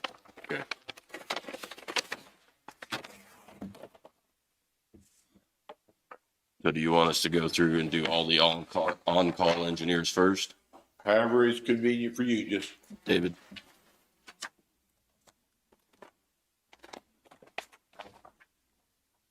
CFS Engineers out of Topeka has is on the on-call engineer. We also have BG Consultants on the on-call engineer.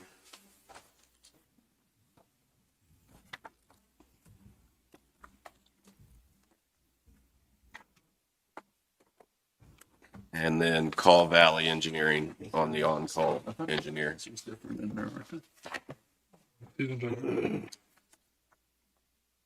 I thought it was different prices. I think that is, but they look like they're the same. This might be the, But I thought the numbers was different on some of them, is what I thought, the charges, but maybe I looked at the. Might it be multiple? Okay. Here's, on-call engineering for Pepper Corn.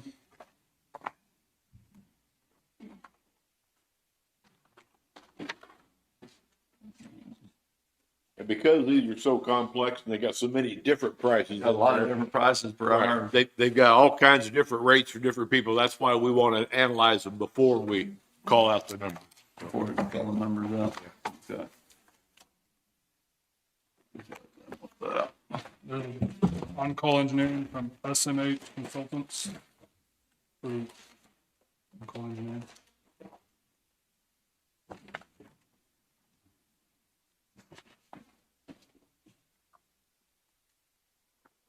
Is that all the And there's, on-call? I think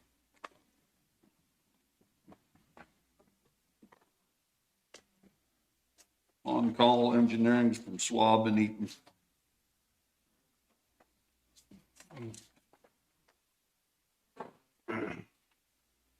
this company's not interested. They're not- they're bidding.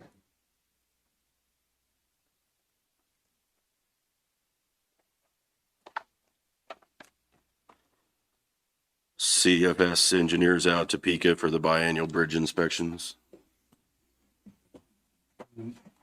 PEC. The bridge inspection.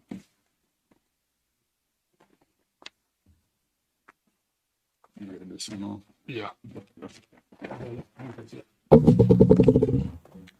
This is bridge inspections. So how many do we have for bridge inspections then? Just two? Two. Two, and then someone that wasn't interested. Yep. Those are the bridge inspections.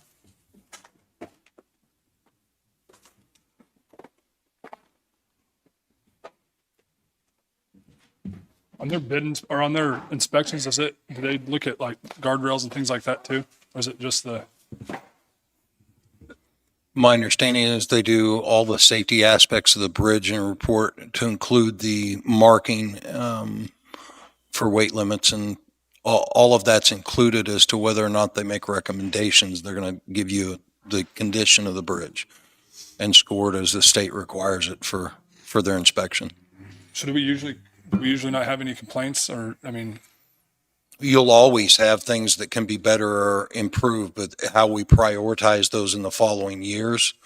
And I believe the last conversation I had with the state was that two of our smaller bridges, they recommended that we pull them off our inspection list that were critical fractures and move them to double barrel culverts, large culvert systems, so that they wouldn't be on the bridge inspections, basically telling us we're spending money to inspect something that probably would be easier to replace with something that is non-inspectable.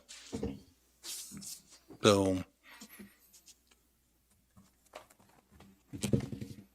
you were given recommendations for the park rate increases.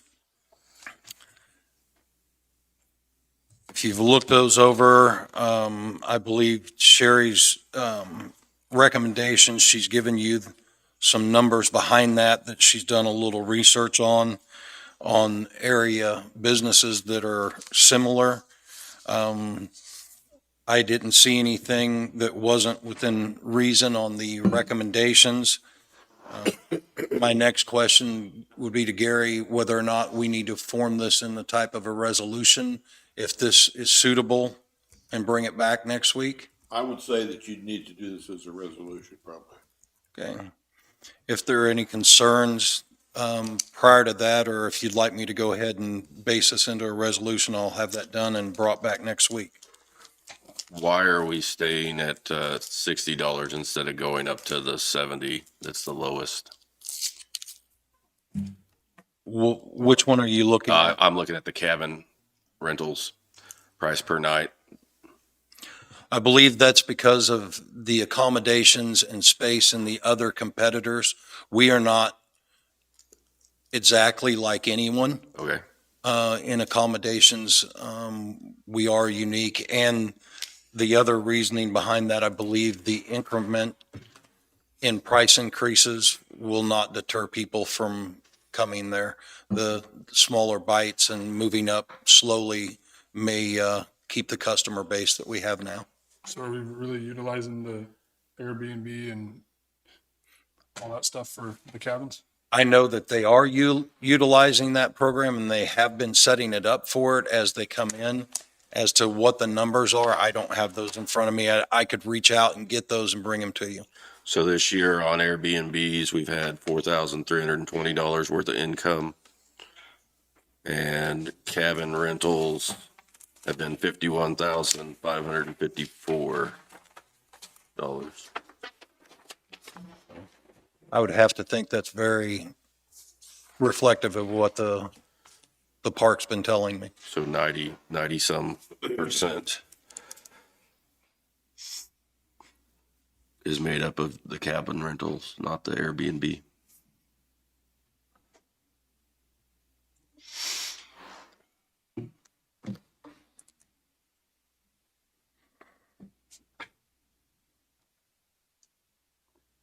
So are they rented all the time? Do you know? The cabins? How often are they rented? I just feel like we're not utilizing Airbnb enough. And that's just one room, right? Like one cabin? I think there's just one that's set up for Airbnb. Airbnb's just My one. recollection. Would we be better off putting it into the cabin? I mean, percentage wise? Well, I think if it's not being rented for Airbnb, they're still renting it as cabin rental. But I think they're offering it for the people that don't want to bring the setup, the bedding, the thing. They're offering that as a different option to attract people that necessarily wouldn't want to bring all their supplies. That makes sense. Okay. So, do we need to provide answers on on the proposed rate increases for 2024? She's got a couple of questions down here. Do we need to provide guidance on that before we draft the resolution? I would think. Charging extra for early check-in and check-out. I would think we need to get guidance on that before we do the resolution. Our price per night, why are we so low compared to everybody else? Why are we not competitive in that? I mean, the next closest one to us is $40 a night, and we're On the campers? Yeah. RV rental rates? we're at $15 to $19 per night, and our closest competitor is 40 to 45 per night.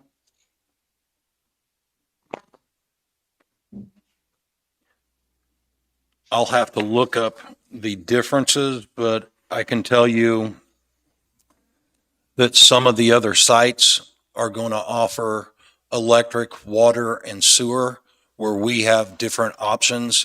We have electric only, we have electric and water, and we have electric, water, and sewer. So I would have to compare apples to apples on that to know exactly what the differences were. And the people that are up there by the marina, are they paying the same nightly rate as everybody else? If they are sitting in a water, electric, and sewer site, either 30 or 50 amp, whatever those sites are scheduled at, they are paying that nightly.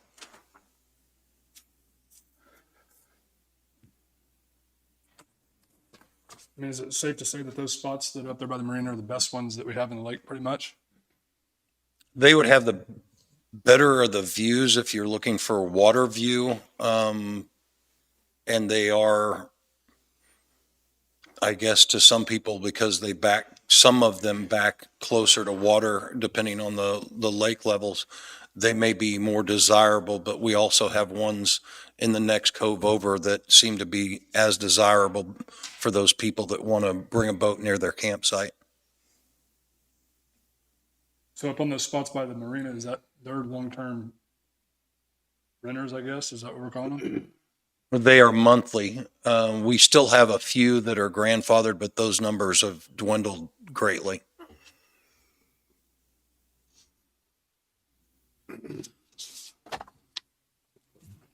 And those are the same price as the rest of the other spots for campers.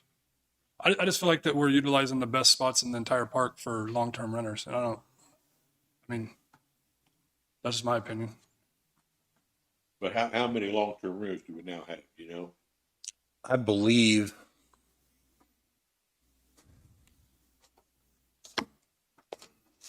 less than half a dozen. See, that's gone down from like 20, 25. Yes, I believe there's less than half a dozen left that are truly long-term, and the rest are month-by-month rentals. I just feel like that paved area up there by the marina is really sought after. I mean, if I was pulling in a camper, that's where I'd want to be, as close to the marina as I could, the boat ramp, the docks. And If a space is rented, do you really care who's rented it? Who's renting it? I mean, I guess. But what he's saying is that should we be charging a different rate for those, right? Yeah. Am I understanding you Okay, I thought he correctly? was talking about not renting it to long-term people. No, but But if you're gonna rent it to them, rent them higher. Is that what you're saying? he's saying it's more desirable that we should maybe look into having a different rate for that row versus the rest of it. I would say that row has somewhat of a different rate because it all has sewer. Sewer isn't available outside that camping area except for maybe 8 spots that I'm aware of, somewhere near that in the next row. So those, one would be the only suitable long-term because they provide a facility that allows someone to stay there longer term without moving a camper for dumping it. And also because of that, the sewer rate is added to it so that those are a little different from our other campsites. But we certainly, if that's something you want us to look at, if there are premiums or anything, if you want us to look at, we can address. But I would also say that they are different somewhat because there's always a sewer in those sites. There's no option to take that site or that view without that. So how do we, I mean, the rest of the county, you can't live in a camper full-time, right? That's correct. So why are we allowing it there? Well, our new regulations allow for camping areas in lake communities and full-time sites in designated areas. So as part of that, we are designating that, but we also have taken away, since I've been moved to this position, we've also taken away the long-term arrangements that we've had with some and gone month to month. So when we say grandfathered, being less than half a dozen people, those people, when their time at the park is done and they choose to live elsewhere, it will be a month-to-month rental and very similar to any other campsite that you would see around in our area or elsewhere. So are we moving towards more normality? Yes. But we're also in the agreements that we've done and the arrangements we've made to get to this point. We've also acknowledged that it was done differently prior to that and that we're going to honor those acknowledged arrangements until those specific people no longer live at the park.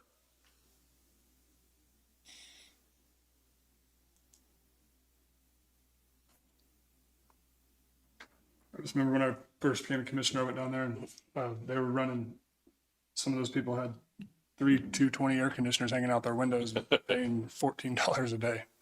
I can assure you that everything electric and as far as any of the old wiring that was run by either park personnel or people staying there, all of that's been addressed by staff and it's been brought back to the normal services that the site was intended to provide. I'm No means saying we should kick anybody out of the park that's there. I'm not saying that. No. But I just think I think we've moved in a direction to normalize it, but we've done it gradually so that the arrangements of the past were acknowledged, and we've moved away from that. And I think we're continuing to move towards normalizing it as every other campsite. So I understand the concerns that you've got, and yes, there were things that occurred in the past that don't occur now, that cost the county and that were not maybe as safe as they should have been, and that pulled power supplies and other things, but they've been addressed by staff. And I think the people we have there not only work well with our staff and us, but we work well with them, and we've all adjusted to the change quite well.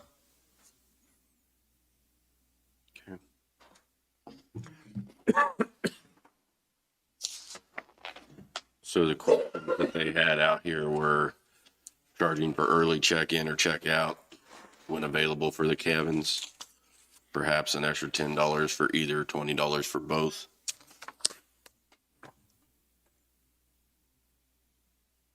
I don't see an issue with that. We do get some rather different requests that require staff to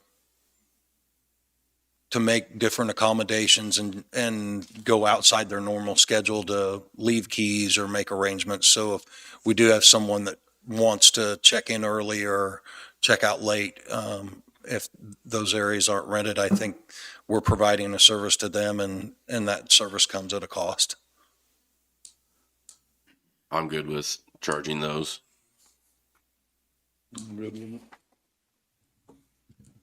Let's make sure that we phrased it early check-in or late check-out. You left out the word late out. I will. How do we stop people from coming in real or late at night and then leaving real early morning? Do you feel like we have a problem with that there? When the staff's all at home and it's somebody comes in at midnight and then is up out of there by 6 in the morning? I mean, do we ever have that issue? Or using the bathrooms or the showers? We did when I was there, and somewhat afterwards, where we've got people that were coming from different areas of our community and some from across the line that were using facilities at late hours and weren't paying park fees, and we're taking advantage of that. As we've identified them, we've spoke to those individuals, and some we've restricted their access to it when we've identified them. But that I know of recently, when Sherry and I have talked, that hasn't been as big an issue as she and I have helped move that behavior away from. And it's such a small issue now. I think it's something that we address as they pop up.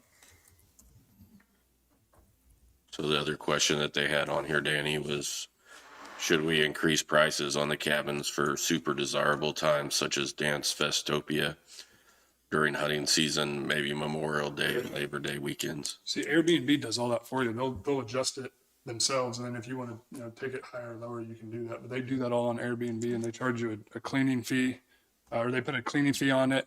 They have a nightly fee, and then they'll whatever time of the year it is, how desirable is it, it'll fluctuate with the need.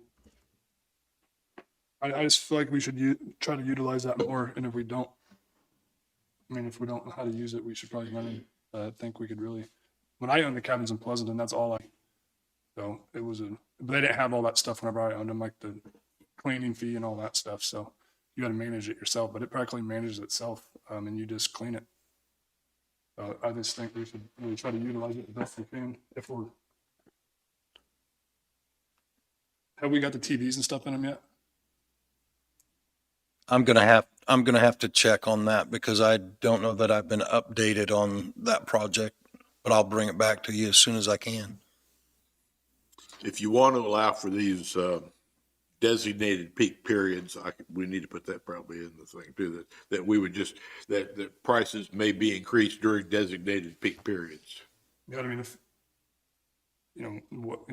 utilize Airbnb, whatever they move it up to, because Putting that in this for the regular cabins wouldn't negate doing it through Airbnb. It would just be in addition to that. I I would think we'd term it to some degree that the nightly rate would be adjustable based on the possibility of high traffic flow or desirable in some way, shape, or form peak usage or times, and that it may be adjustable, and that we can post all that, and they should check our website to see if those rate increases apply for those periods. Okay. But if that's something you're agreeable to, then I'll form it in a resolution and bring it back to Would you. it be just easier for her to utilize Airbnb as the managing system for it instead of, because right now she's trying to do it two different ways, right? Like if somebody gets on Airbnb, she has to, schedule them, or if somebody calls in, she has to schedule them. Why couldn't she just have that person that calls in get on Airbnb and do it that way? And then it already has a calendar laid out, the pricing, all of that. Is that how she's doing it? I would have to, and when I bring this resolution forward next week, I would have to have her answer that, because I would be guessing at it, because I don't know the answer to that.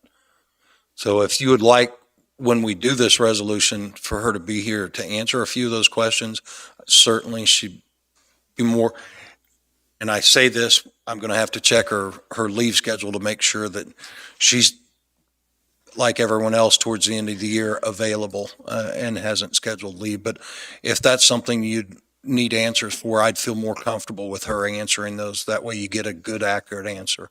I think we should have her in. And the boat fee, or we're getting those docks in, correct? We are currently, we've got them on the ground. Sherry and I have discussed the plan, and the plan is to stage it out on the ground as we lay it out in the water. That way we can get a parts list, because it's going to be different from what they had it set up with. We may need more or less boat bumpers, other plastic assembly parts, and connection parts to this dock system. So once we lay it out on the ground, we'll know what parts we need. We can develop a cost for that, and then we can look at the cost of installation and the mud poles that need removed from the old system. And we can bring in, Are we going to raise the daily boat fee raise or rate? What is it now? Like $5 or $2 or what is it? I believe it's $5 a day, but I'd have to check on that. Or should we get it going first and then? I think once we get it going, we can address it, but our plan is to stage it all out on the ground, gets the parts list built, so we know that it's feasible to do, and have everything on site, and then find out what parts of that project we can do and what parts we're going to have to call someone in to do it with specialized equipment to put those poles in that obviously our equipment's not going to reach out far enough to handle.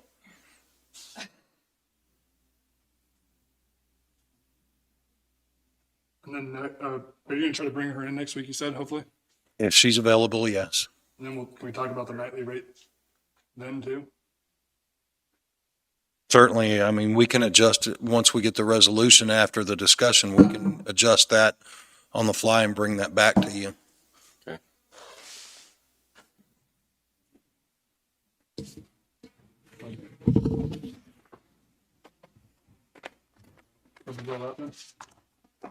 Okay, I'll get that made up, and then I'll speak to Sherry about coming in.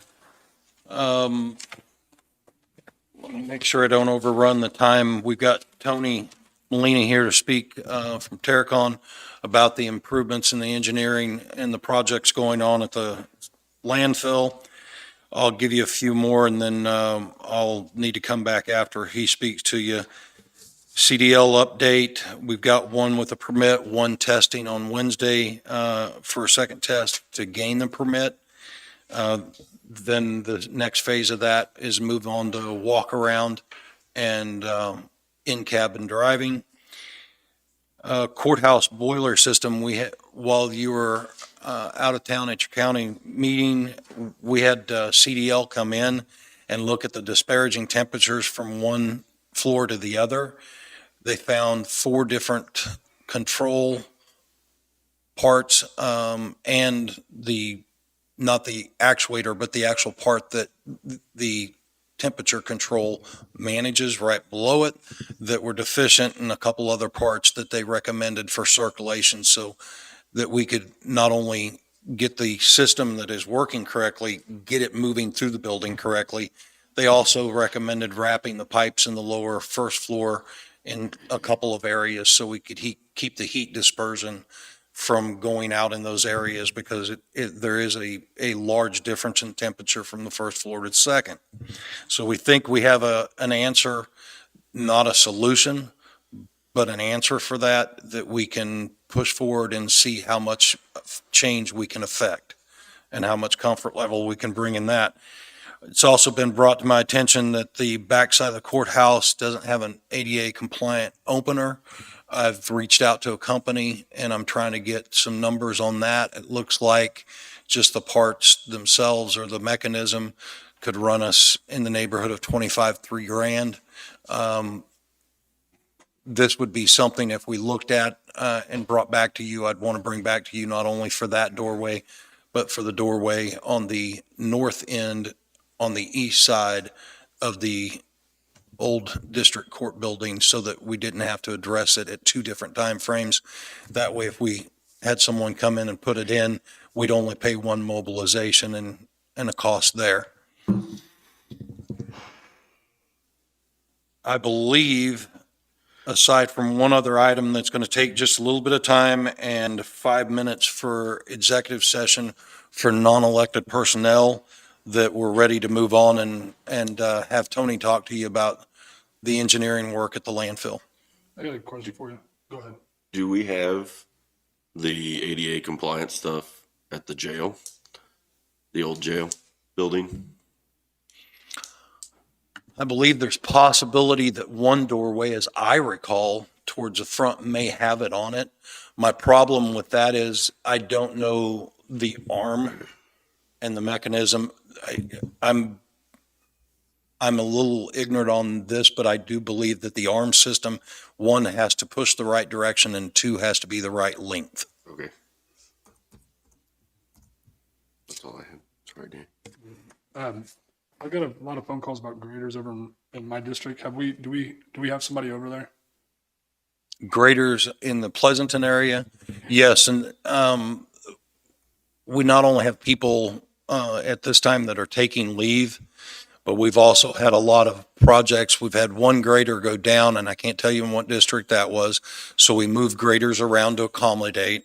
We also have had a lot of, with the weather that we've had a lot of roadways that were rippled, potholed, gravel pushed out into ditches. So yes, but I can bring you an update, but I can't speak directly to who and how many hours have been done in your district.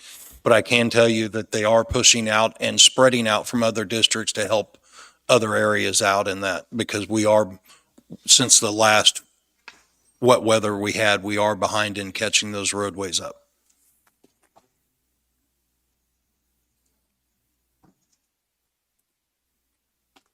I'm getting a lot of phone calls on it. So they said, want to know where the grader's at and why I haven't seen him. And I will reach out to them and get some numbers and answers to you, and I'll get back with you as soon as I can on it. But I know they are moving equipment around trying to catch these roads up, because it's not one area, it's all across the county that we've suffered some damage to the roadways after this last rain.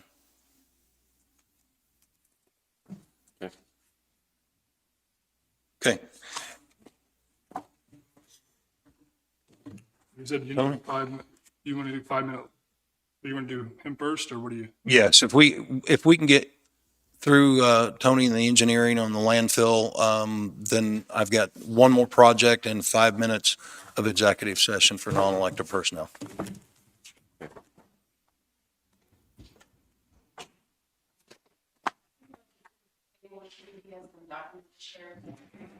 Perfect. Wants the rest of your report, so. Appreciate you guys' time. Thanks for coming down. No problem. Just give us a second till Danny gets back.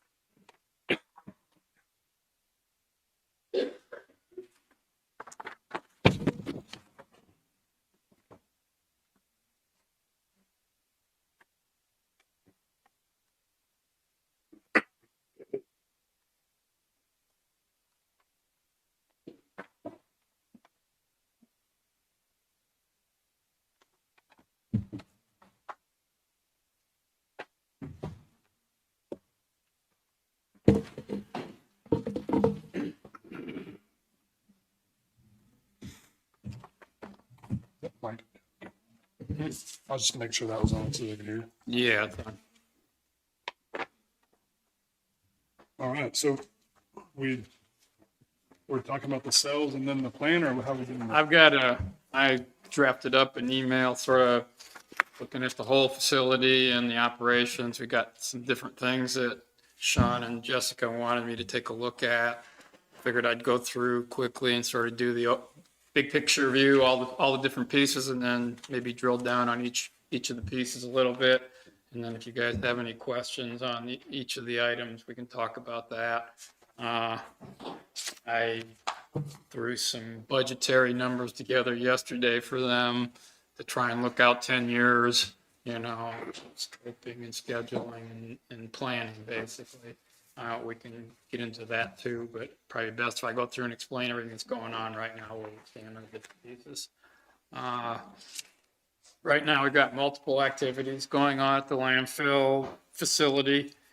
We have groundwater monitoring going on for the closed municipal solid waste landfill out there.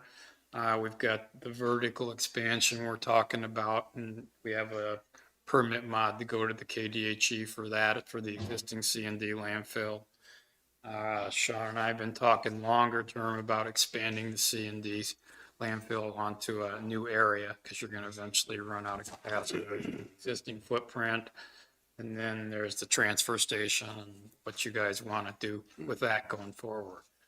The groundwater monitoring we're currently doing under a 30-year post-closure care period, which is what the state requires on old landfills that have been closed. Right now, I'm trying to get a feedback from the state on when that 30-year period started and when it's going to end.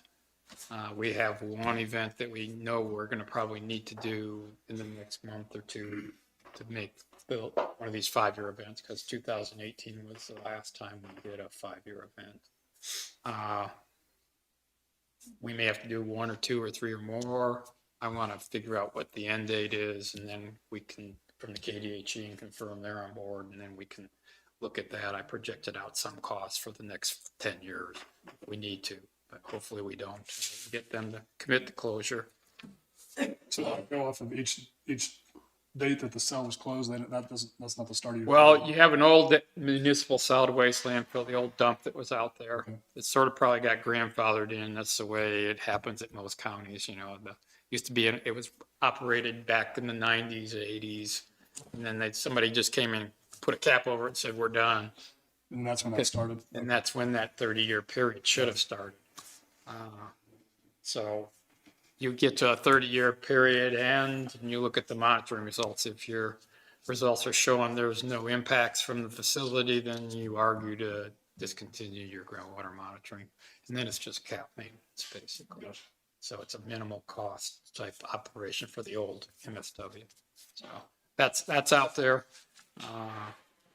Currently, we're working on a minor permit modification for a vertical expansion over the existing C&D landfill. Maybe give you a quick history.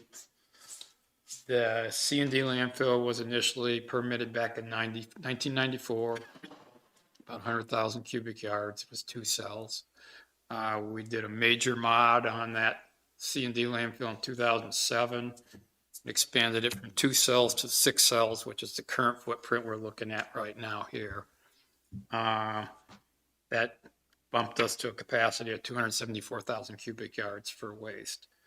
In 2011, a minor permit modification was done to expand it by about 6%, primarily to account for waste that had gotten placed outside the original boundary and some variation in elevation. So the 2011 mod went to 288,000 cubic yards. As of right now, we're trying to load level and balance everything. So we're looking at this modification to being at 10% of the capacity. And it'll take us up to 316,000 cubic yards for this total capacity of the landfill. I said we go vertical, right? Is that? We're going to go vertical, and we did some overfilling in some areas. I'm trying to modify the design and cover it so we don't have to remove that waste. As long as we stay within the footprint, we can hopefully convince the KDHE that it's still within the lateral footprint. We're just going to modify our cover design to account for the capacity and stay within our capacity limit. So that's what this current design has done. Okay. So we're basically with the vertical expansion. And so this is the current cover design based off of the 2011 permit mod. Okay. That's what you're looking at, topographic features. We went through and took the surface of the current design, the current cover design, and then we took the surface, we had a topographic survey done on the site in April, and we compared those two surfaces in AutoCAD to figure out where we're high, where we're low, what remaining capacity we have within our permitted volume for that, the 288,000 cubic yards. And we came up with a net balance basically that we went through. So this drawing here shows where you're high, basically. And the blue shows where you still have capacity to put waste in place and still be within that 2011 footprint design. We're going to modify the 2011 design to accommodate what we have out there right now, so we don't have to remove all this waste. You know, Okay. we can leave it in place. We just have to account for it and reconcile it in our total capacity for the permit. Okay. We're going to add on another 29,000 cubic yards on top in this area roughly. So this shows the proposed new design across the cells, and this is the area that where we just come up in the middle and come up higher. Which, how long will that, I mean, talking years, how many years? There's, right now, looking at available capacity you have with your current permit, What I saw, 50, is that 50,000 cubic feet? Is that what that was? Or, your current design and capacity, yeah, you have about 50,000 cubic yards. I went through and did a reconciliation of where you're over, where you're under, what your capacity is and all that to calculate. Right. And so basically we're going to go from, you have about 50,000 cubic yards of available space out there right now, based on your current permit. Okay. We can probably add in another 29,000 cubic yards with this vertical expansion on top. It'll get you to about 79,000 cubic yards of capacity to work with going forward. It's going to probably put you in a 9 to 10 year time frame with the vertical expansion. Without it, you're probably looking at 6 years. With it, about 9 to 10 years of additional time. Is this vertical expansion all done by mounding, or are you raising the sides of the cells? We're going to be modifying the slope some, but we're staying within the lateral boundary. Most of it's going to occur within the middle on the top between the 2 or 3 cells. Okay.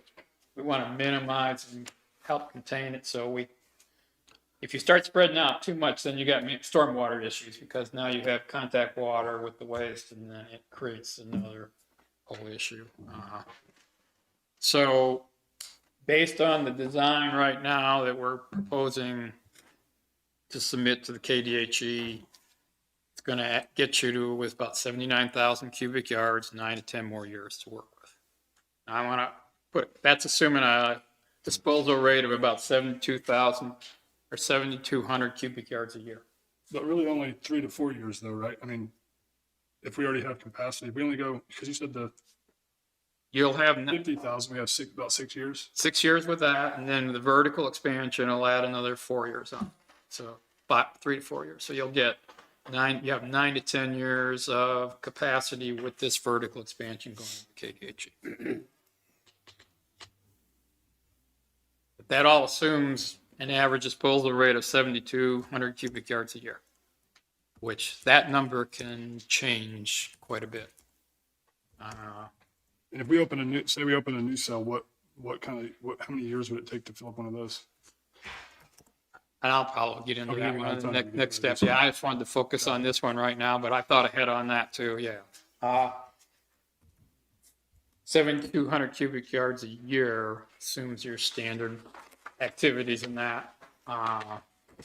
It won't account for if you have storm events, natural disasters, large buildings being demoed that you have to take in that aren't typically in the normal amount of C&D that the landfill receives. I've had some landfills that have had 5 to 10 years of capacity and they lost 3 to 4 with a storm event. You said 7,900 cubic yards. 7,900 cubic yards is what you've got available with the expansion. And that's 9 to 10 years of 79,000. 79,000 cubic yards. Yeah.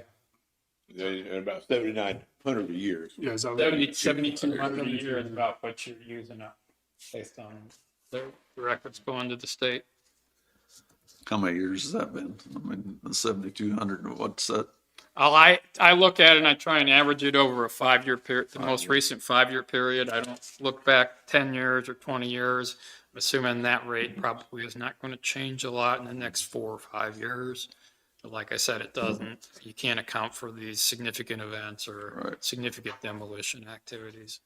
Too many people, too many of my clients have waited till the last 2 years and capacity, and then a storm event comes in, and then all of a sudden they've got no capacity the next day. And dealing with an expansion, if it's minor, dealing with the KDHE, that can be a 4 or 5 month process. If you're dealing with a major, that can be a 1 to 2 year process, major modification. When we keep it at under 10% on our capacity increase, it keeps it as a minor modification. Okay. It keeps it manageable. Once you go over that 10%, then it triggers you into a major mod, and it's basically like permitting a new landfill, basically, what you have to go through. So that's why we try and keep it at that 10% mark. Well, that's the existing C&D landfill. Now, I've been talking with Sean about, looking at another site. And he mentioned looking across the road to the west, because that's your property. And then I also wanted to look to the east, because you own the property and the existing site too, if I'm not mistaken. That's correct. I looked at the general topography, site layouts, and I kind of recommend to Sean that we go east. Use that property to the east versus the one across the road for several reasons. One, you're going to have a new point of access, because all your control and gates are on the east side. If you've set up another facility on the other side, then you're going to have gates and somebody there to control it and watch it coming in and out. To that site and area, based on the topography and that, probably would be more challenging to get the most capacity airspace out of the process, based on the way the site's laid out, water, groundwater, stuff like that. So to keep it easy and make it more of an expansion to it'd be east of your existing C&D, it'd be more like I'm expanding my existing C&D on this site. How many acres is that, do you know? I don't know total acreage, but I think we'd want to try and look at 20 to 30 acres maybe. I think you have some of that capacity, or I want to look at that, but so we sort at the preliminary stage on looking at that site. How do the strip pits affect that? This whole site that we're in right now is on strip pit. I know, but I mean, we would be crossing over. One of the things that we'll want to look at is if we can fill in that current pit out there. Okay. Continue to excavate to the east and expand your cell, basically going east. Okay. There's some design stuff we'd have to look at for that in the preliminary. But I'm leaning towards us looking at that property, because then now you can still access from your current gate. You have a single point of control. You're just sort of adding on to your existing C&D cells going to the east. And it makes for a cleaner, neater permitting process and that. So that's kind of. So we would be expanding these cells, or we would be building? No, we're probably going to leave them because of the volume of waste and the height of the berm over there. Right. But we could start disposal from here, going east, there's other design, we need to look at the water table over there, we need to look at some other things and figure out how that south floor would have to be designed, how high it would have to be, some design functions that we'd have to look at. Okay. But one of the things I wanted to do, and I recommended, is we do like a preliminary notification. There's about 10 agencies you have to notify when you do a major modification. This would be a major modification here. Notify them, say, we're looking at expanding in this area, any issues or concerns. Do that quick and dirty up front to know, yeah, that site's a viable site, and we can hold it and reserve it and know we can do some work with it. You know, before we get too far down the path of spending all the money on the hydrogeologic assessment and the design and all that. Then we can figure out schedule and timing, you know, when you guys would want to put that into play. I would assume this facility over here, big enough as an area fill, would probably get us 50 to 75 years of additional capacity roughly. 50 to 75. Yeah. I won't be worrying about it at that time. But, and that's, we have to look at, like I said, we have to balance out, you know, how comfortable are you guys living off the 9 to 10 year capacity we have? When do we need to start working on this east area as far as another site to look at?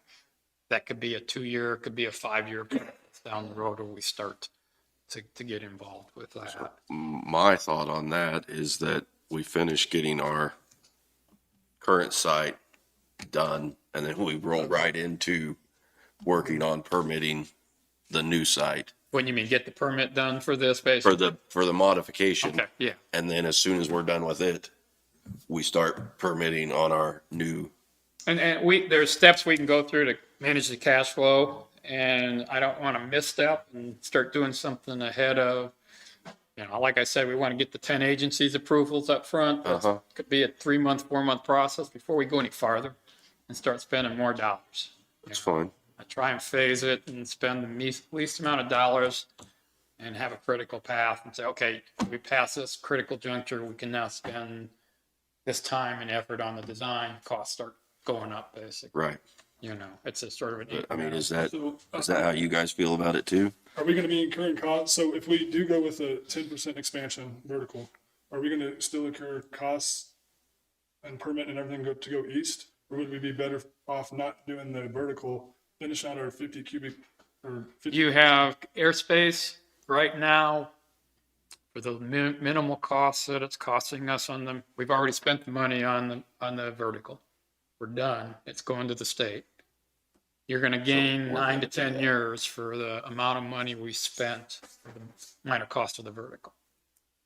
You wouldn't have to build another cells, what he's saying. You don't have to build more cells until, you know, 7 or 8 years out.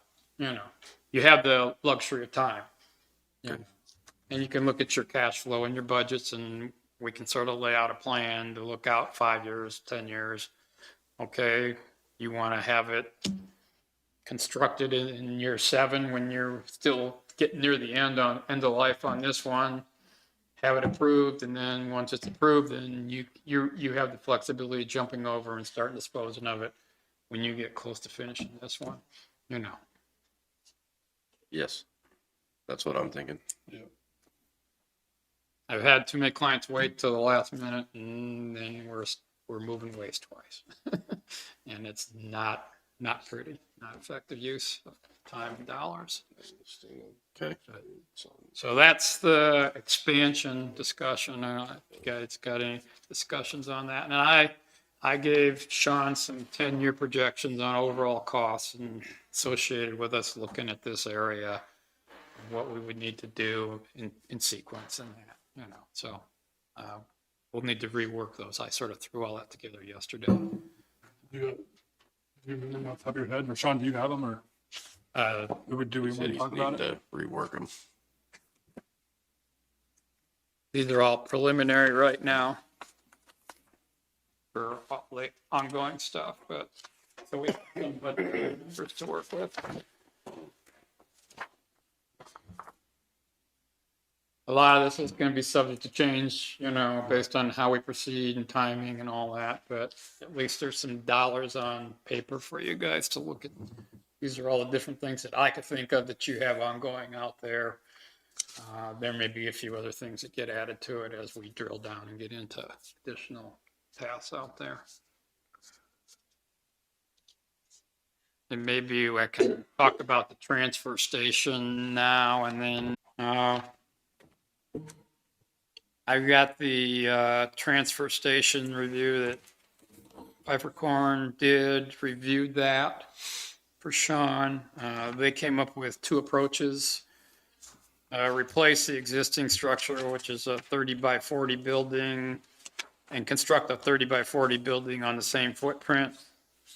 Keep the scale operational. That was about $465K. They had a second alternative to take out the existing building and scale and put a larger building over the existing building and scale so that they could use trailers to basically walking floor trailers to move your trash more efficiently. I looked at those. I looked at the costs of taking your existing building out of service plus the cost of moving the scales. And I think we need to evaluate a third alternative in that I believe your building probably still has some beneficial use to you. Right. And keeping that building in place and using it for other activities. Could be maintenance of equipment, storage of things. You know, you might need to do some minor modifications to shore it up and increase the structure, but not a significant cost. Keep And it. are you aware of what modifications we've already done since the Pfefferkorn?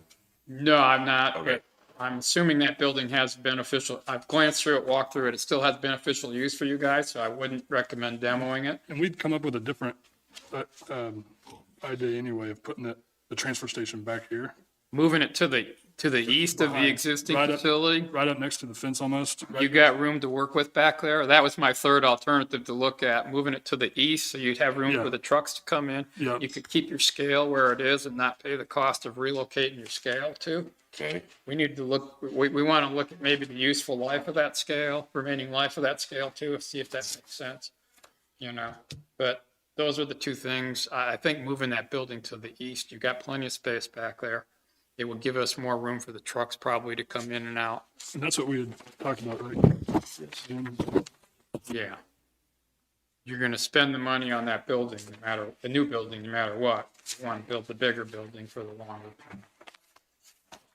But yeah, Okay, so, all right, so if we build it back there to the east, are we gonna have issues with our turn radius and things that way? we'll need to look at that. If we can keep the scale in place where it's at and avoid relocation costs, and there's enough of a room for them to go through the scales and come into the new building, which is gonna be farther back.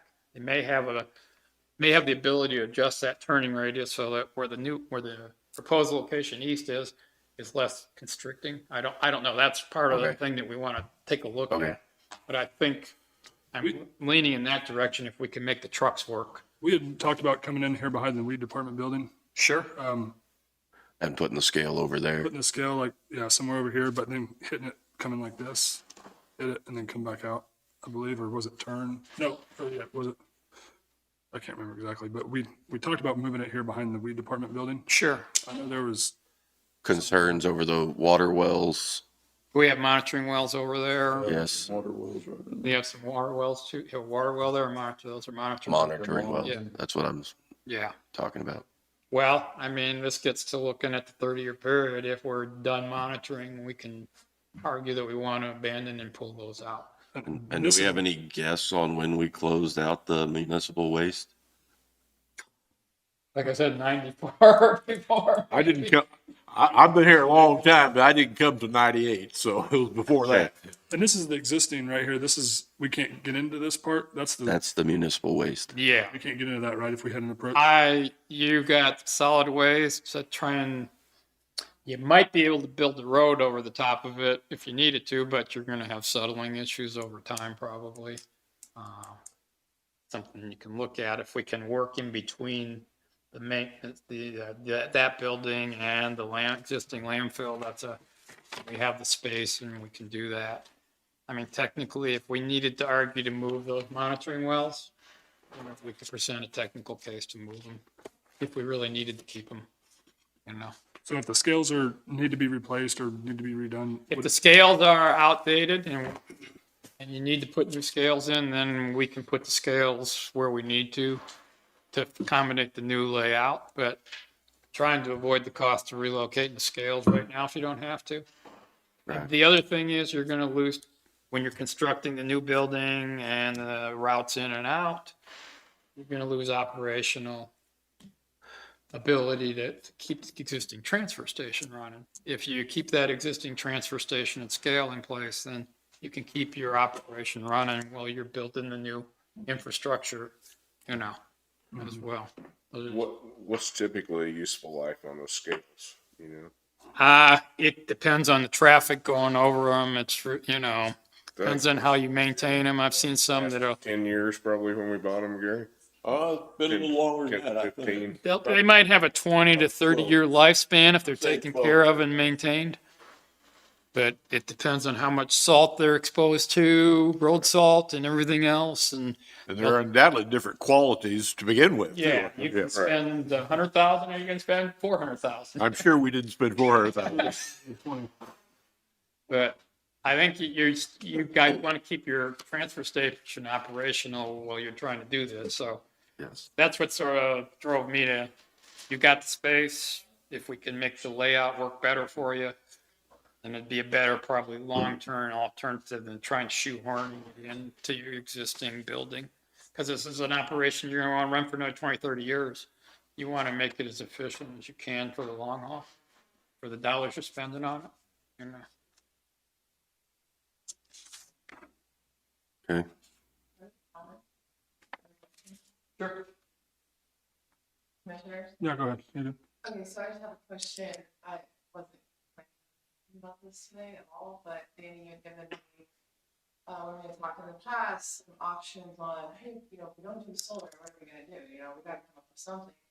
So what are your ideas on a landfill producing methane gas and then turning the methane into electricity like they do in Lamar, Missouri? Why is that not an option on the table? It's gonna save our county thousands of dollars.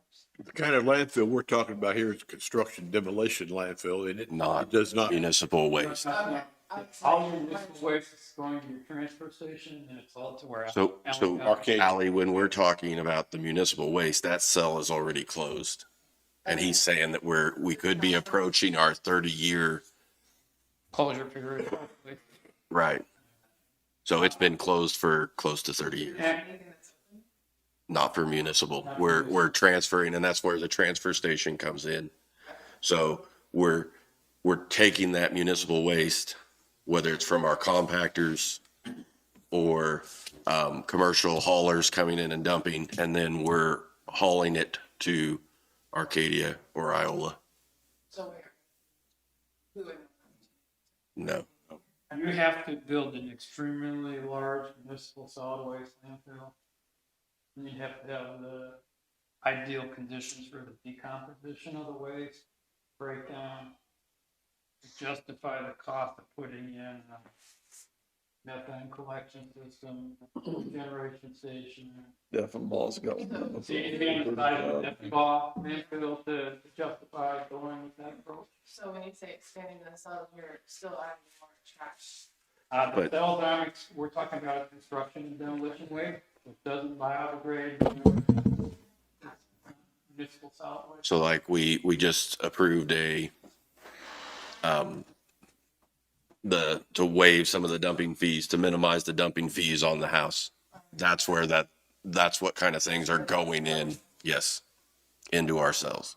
And, the size of the landfill plays into it. The way the waste is going into the landfill. But like our current site wouldn't be working for this at all because of the waterways. That waste has been in there for 30 years. It doesn't justify the cost triangle. We don't know how how the waste was disposed. But I of. mean, It's- but I'm saying that with the waterways and stuff that we have surrounding this land, it would not be an appropriate use for municipal waste. No. Period. Because you'd have to build the subtitle D cell. 4 acres, 5 acres, you're talking $2 to $4 million, you know, it's not feasible Right. basically for you guys. Your transfers, for the volume of waste that you guys handle, transfer station is the best approach for you to handle your municipal solid waste base. And take it to a subtitle D landfill. It's,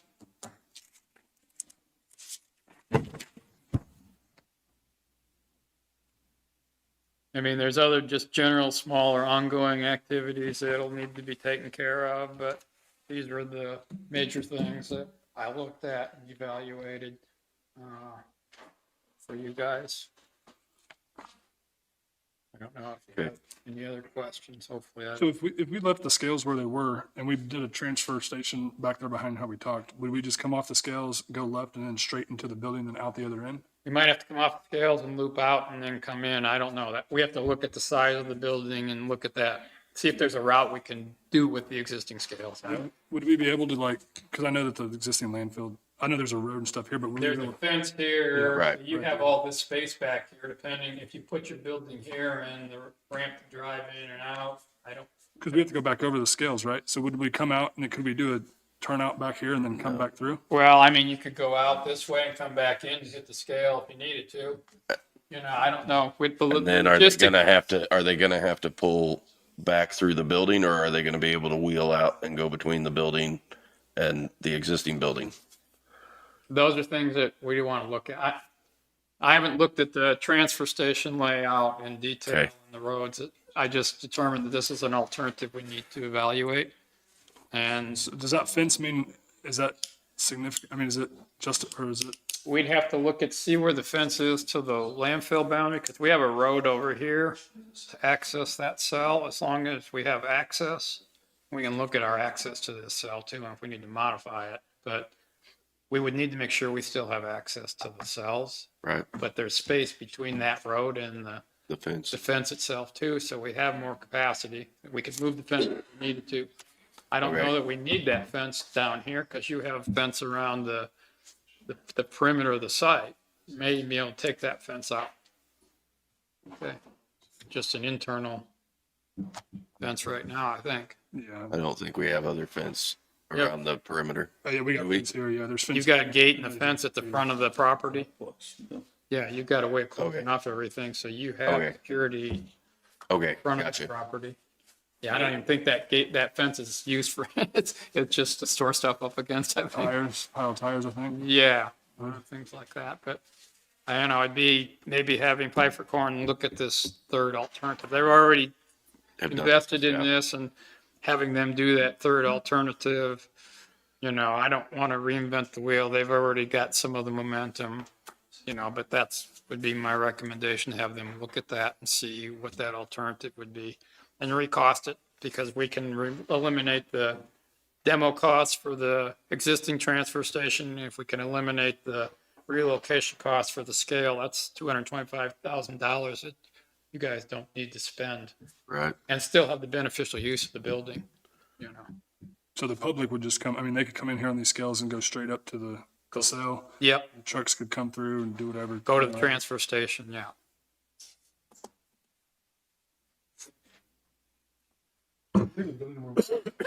It's 50 by 60 for the new one.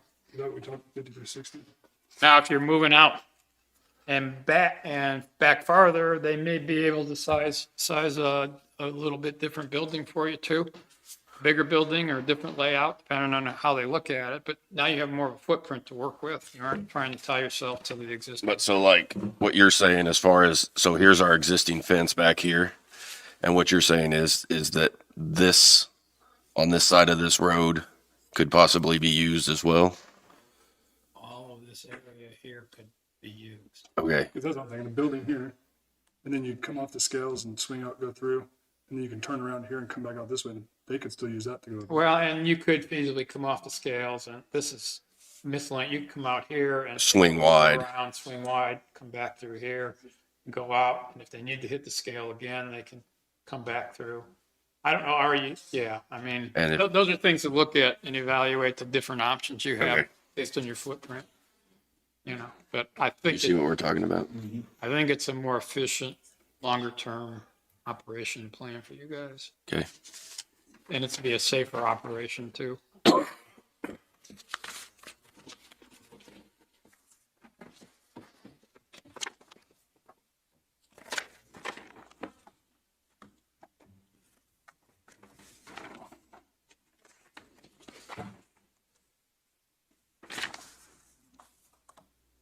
Does anybody else need a copy of this for your record? Take one if You want one? you got one spare, I want to.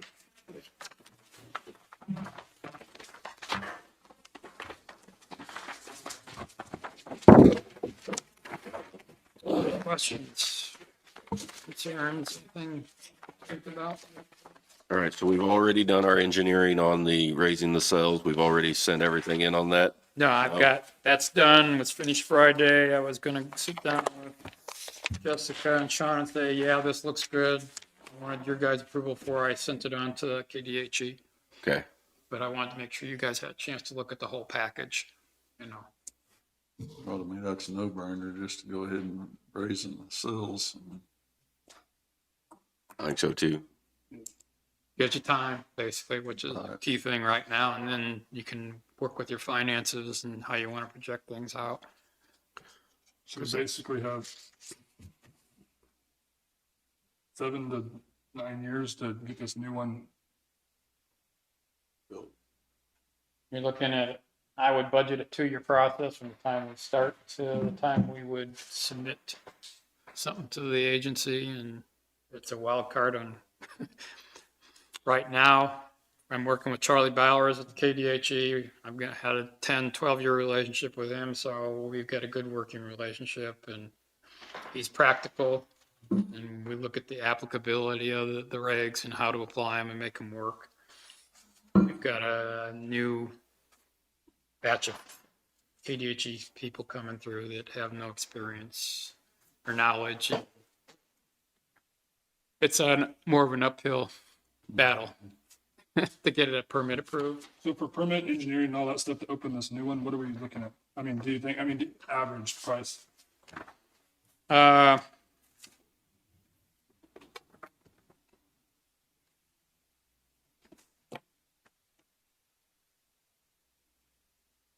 Is that the phase 1 landfill expansion east property?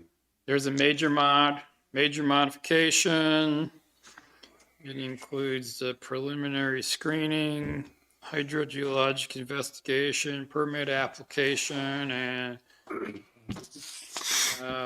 actually you're looking at max of 100 to 120,000 on that.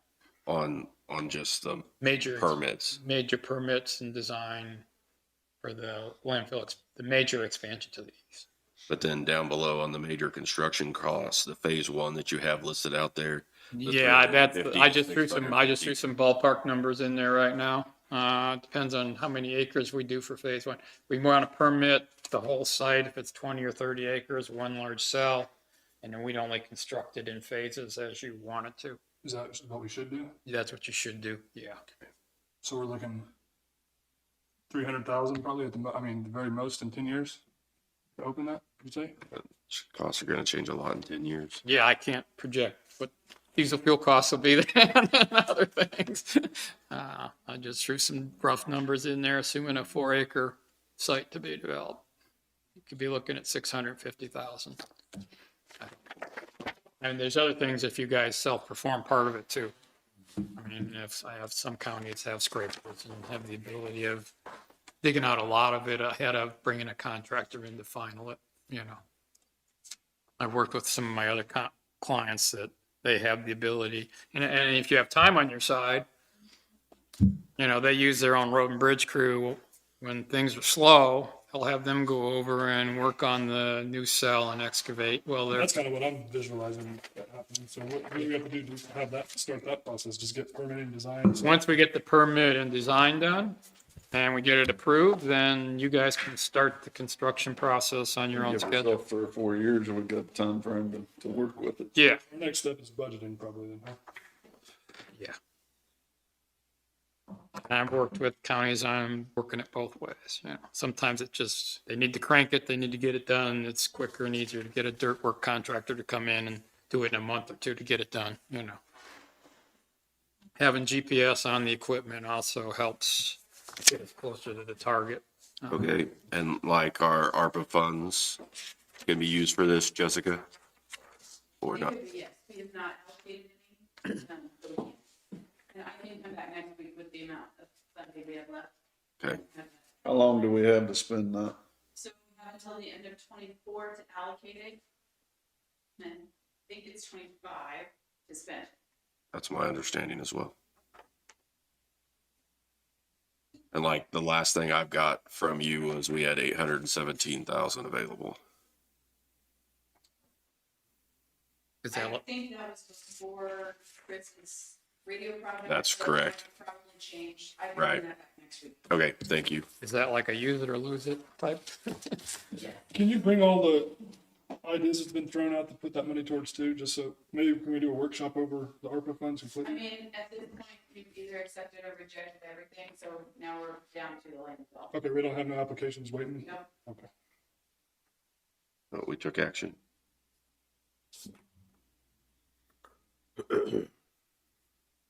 And like I said, we can accelerate things on our end from the design and permitting, or we can push them out based on your cash flow and how you guys want to approach it. But Well, I think, talking to you today, I feel a lot better about it, don't you guys? It was kind I of, do. Okay, I mean, you guys are sitting good. You have time, which is the first thing. When you don't have time, then you're kind of squeezed. let me ask you this, on our tires, is there anything, you're aware of the process we do now on it? Do you know anything about that? I mean, any better way to do it? I'm not sure. Are you guys shredding the tires or doing any shredding with them or cutting them at all? We're not at this point. We used to and then monofill them, but now we're just paying to dispose or haul them out. Haul them out. So are you guys thinking you want to position to close out the tire monofill then, or you just want to keep it open and in reserve? I would think that as we go forward with this plan, we talked about the possible uses for that old tipping floor if we moved, that we talk, because it's recycling in there, it would have a ramp, it would have other things. We could put a hopper on the back end and move those things out. We look at those possibilities going forward. What I would recommend is we come back next week, look at the expansion. We all have time to look at the numbers. We bring the ARPA funding forward. We talk about what we pay for now and what we approve of now. And then we set up workshops to go forward to pick the parts of these projects we want to go forward in and in what stages and how we fund it, so that we start coming up with a plan to do this in stages and fund it as we go through it. But I would also encourage you that as we do this, that we stick with the engineering that we have and that we not bid out, trade horses, and redo what we've already done, because the groundwork you have in front of you that has been done both by Terracon and Peppercorn, I believe Tony's got a good grasp on it. We've already paid for that planning and the background work. I think what we need to do is sit down in workshops, get the expansion approved and move on, giving us time to sit in the workshops and have an engineer tell us what bites of the apple come first and how we move this forward a phase, maybe 2 years at a time. We move this forward and we implement a scale house. We implement a move. We open cells. We do this in stages over the next 10 years and we fund it over the next 10 years in stages.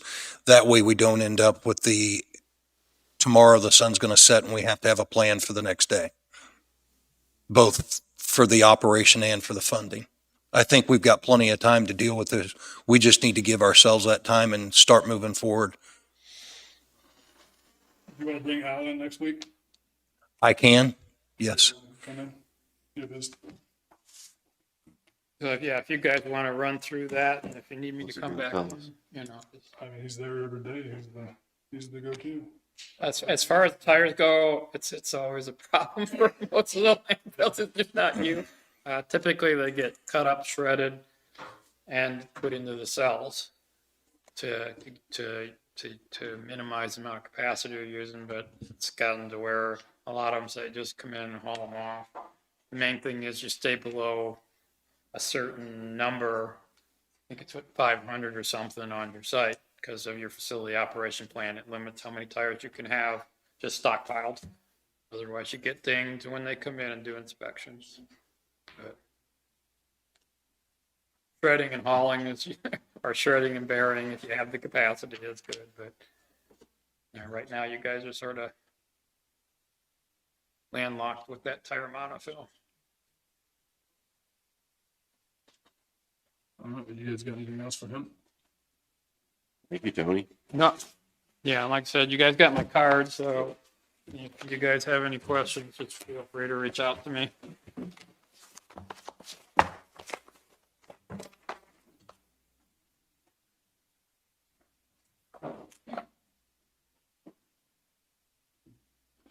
Thanks much. Appreciate it. Thank you, Tony. So is Peppercorn, are they aware of the plan that we had come up with about the new transfer station? We went out on site and looked at it. I'm sorry. Are they aware of that new plan about the new transfer station when we went out on site and looked at it? Has that ever been taken to them? They turned in the engineering that they gave us and the proposed changes and operational changes. And after that, their job and the engineering was complete. The report they gave us was complete to the request at the time. We haven't And- made any modifications or asked for anything back, Danny. And that's what, again, as we move forward, I think Because we take all that information we paid for, we combine it, and we get on board with one engineering plan moving forward with one engineering group moving forward. So, I mean, when we were out there looking, the things that I was bringing up was, can we put it there, being so close to this with the wells and things that way, Wells, right? the fence was back. Right, and then the fence back behind, could we move the fence, We which, got 2 or 3 things that we want to look at the same time. The wells, the fence, and the traffic route, and then. Yes. How you want to. but I mean, those were, in my recollection, those were the things that we were waiting to try to find out. Well, did we before just talk about it, or are we getting anywhere on it? Are we getting anywhere on that, on those answers? For those, from Peppercorn hasn't been assigned to, But I mean, Tony today said that, we'd still have to worry about the wells, correct? And there's things we can. But do. you're saying that the fence could be moved back. I mean, if we needed to keep the wells, we could, do flush completions on those, pave over, make it so you can drive over that area and still access those if we need to. Okay, Or if we're at the end life of our 30-year monitoring period, have the approval from the state to abandon them, take them out and be done with them. So then that wouldn't affect the operations there too. so that's what we gotta check on. About that, have you checked, you're checking? I requested KDHE to tell me what the 30-year life period is.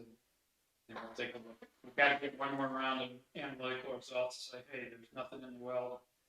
We're good. We'd like to apply to discontinue monitoring out there. And then with that, we can go in and abandon them. Okay, If we need to leave them, we can do flush completions, reconstruct the surfaces so that you could actually drive over that area if you want. right. We just have to access them every 5 years about the same time, so it shouldn't be an inefficient operation. So I would use the wells as a hurdle for us to route stuff through there. Okay, So we can move forward with the idea and the plans on putting the transfer station behind the existing. right. Right? Everybody? Yes? That'd be my recommendation. I think trying to use it over the existing footprints. It's gonna cost you more and not really give you what you need and not make it more. Not a good practical operation. I think moving it to the back will give you more options with those trailers coming in. Gonna be tight enough as is, those big walking trailers.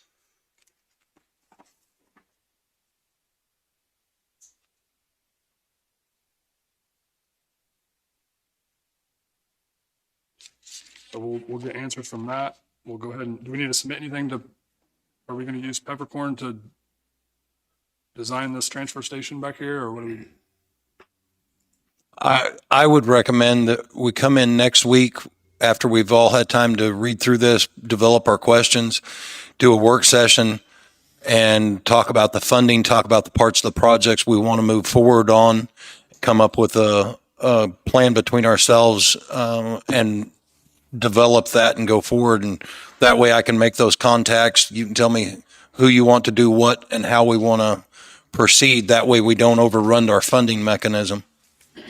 Okay. I'd like time to read it all and go through it, and then also to get the answers we don't have as far as the financial end of it, and sit down and have that discussion next week if we could. If we can just be on the agenda for a short period of time, I think we can hash it out in an hour.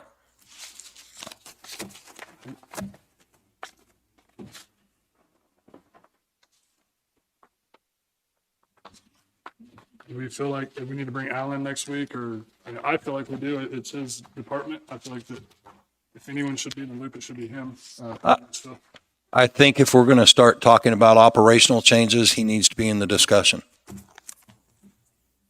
Yep, definitely want to have it by, because got to make it work up there. I agree. If we can get him in next week, that'd be nice. I'll make that happen as soon as we get it on a schedule and know when he needs to be here. Anybody else got any more questions? I don't know. I don't either. Thank you for coming in. That was Appreciate you. a lot better. Thank you, Tony. Thanks, Tony. And we're still waiting on the individual sites throughout the city. Is that going to be a separate entire deal, or are we going to try to knock this all out at Yeah, once? that's a separate thing. I'm working on that now. Okay. All right. That didn't really have anything to do with this. Okay.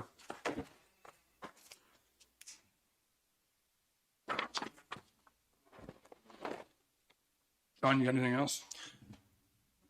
Okay.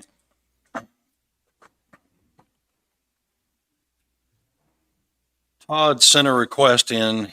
He's looking at, as part of this process, I'm probably 2 weeks out from turning in the 3 to 5 year plan. The guys are getting me numbers on that, but as part of his part to this process, he's going to make recommendations to move away from the loader or the skid loader that he is basically sharing with the park.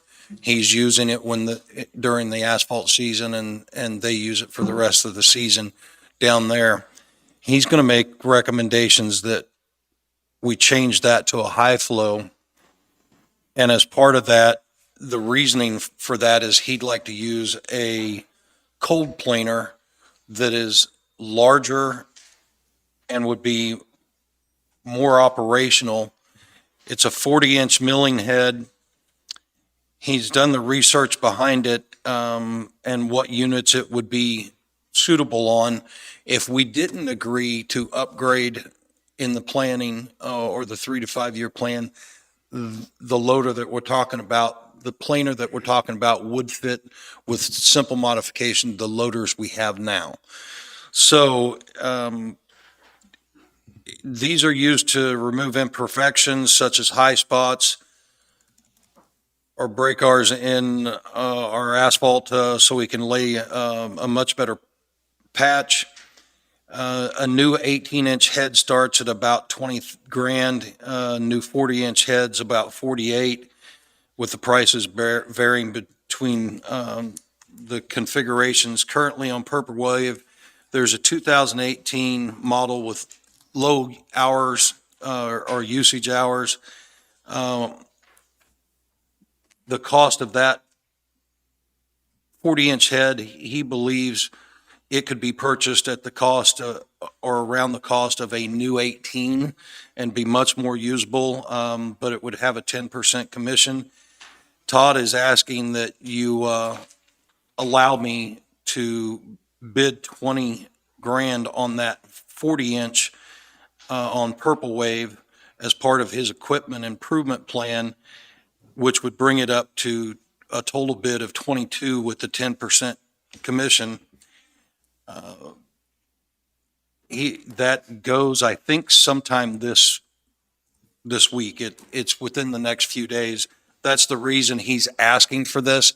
And as far as it not being a part of the 3 to 5 year plan, if I'm correct, and David could answer to that, by looking at the numbers, he has this 22 grand in his capital outlay, and it is there to be spent, not from the special equipment fund. So it would not be a part of the 3 to 5 year plan. It would be a part of the capital outlay spent for this year, and still would maintain the budget we have for this year.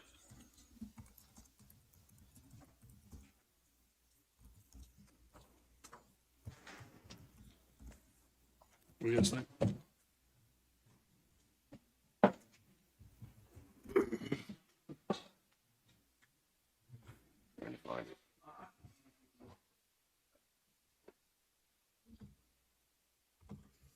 So what are we doing now?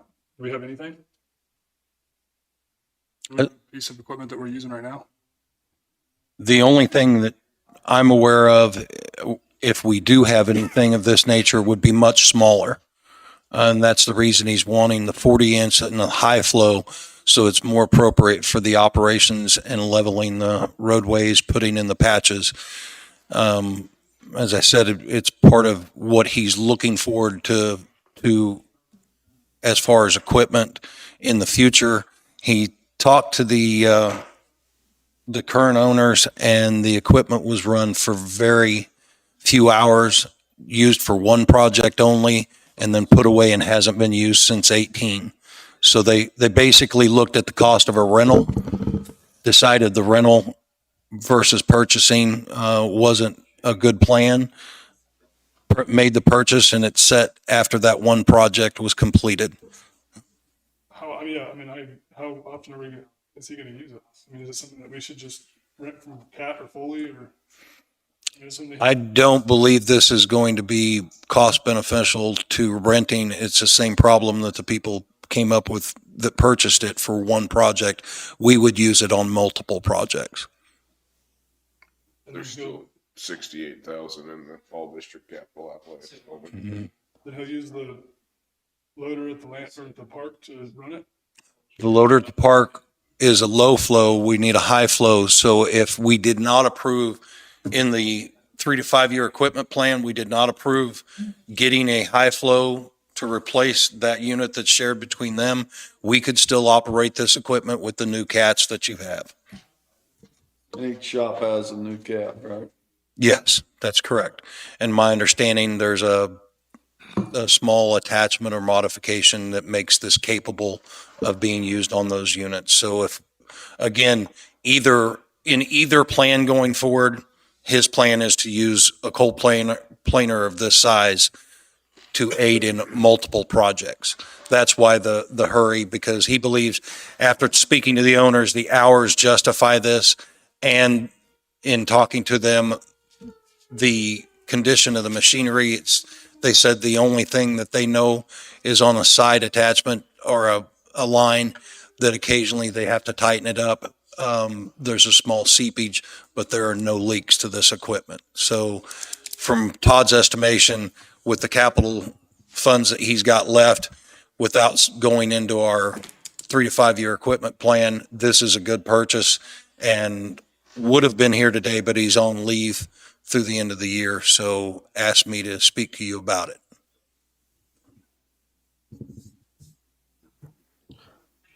It's close to. It's in Belton, Missouri.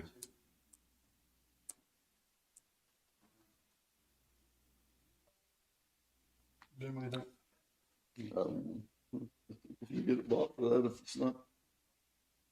So we do just like what we did with Randy. We put the cap on him there where we're getting a good deal. If he lets it go, if it's not. Yeah, put 22,000 on him and cap it at that. But we're working without it right now. I just feel like the rental would be easier for us. I mean, we don't have to maintain it. We don't have to. I mean, we're doing the work without it right now, aren't we? As far as operationally, he's saying it's going to enhance the the repairs that we're doing and help level. He's wanting to do the same job we're doing now with a larger piece of equipment to make it easier and more time effective, and also to do a better job. We're not talking about the fact that we can't operate without it. We're talking about improving services, time on task, and the things that our operators go through to make that happen. I'm for doing it.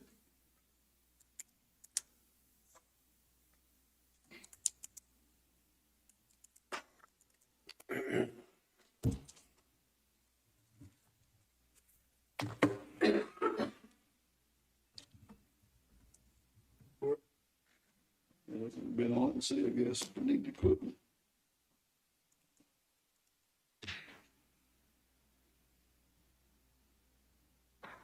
Very few hours on it, you said, right?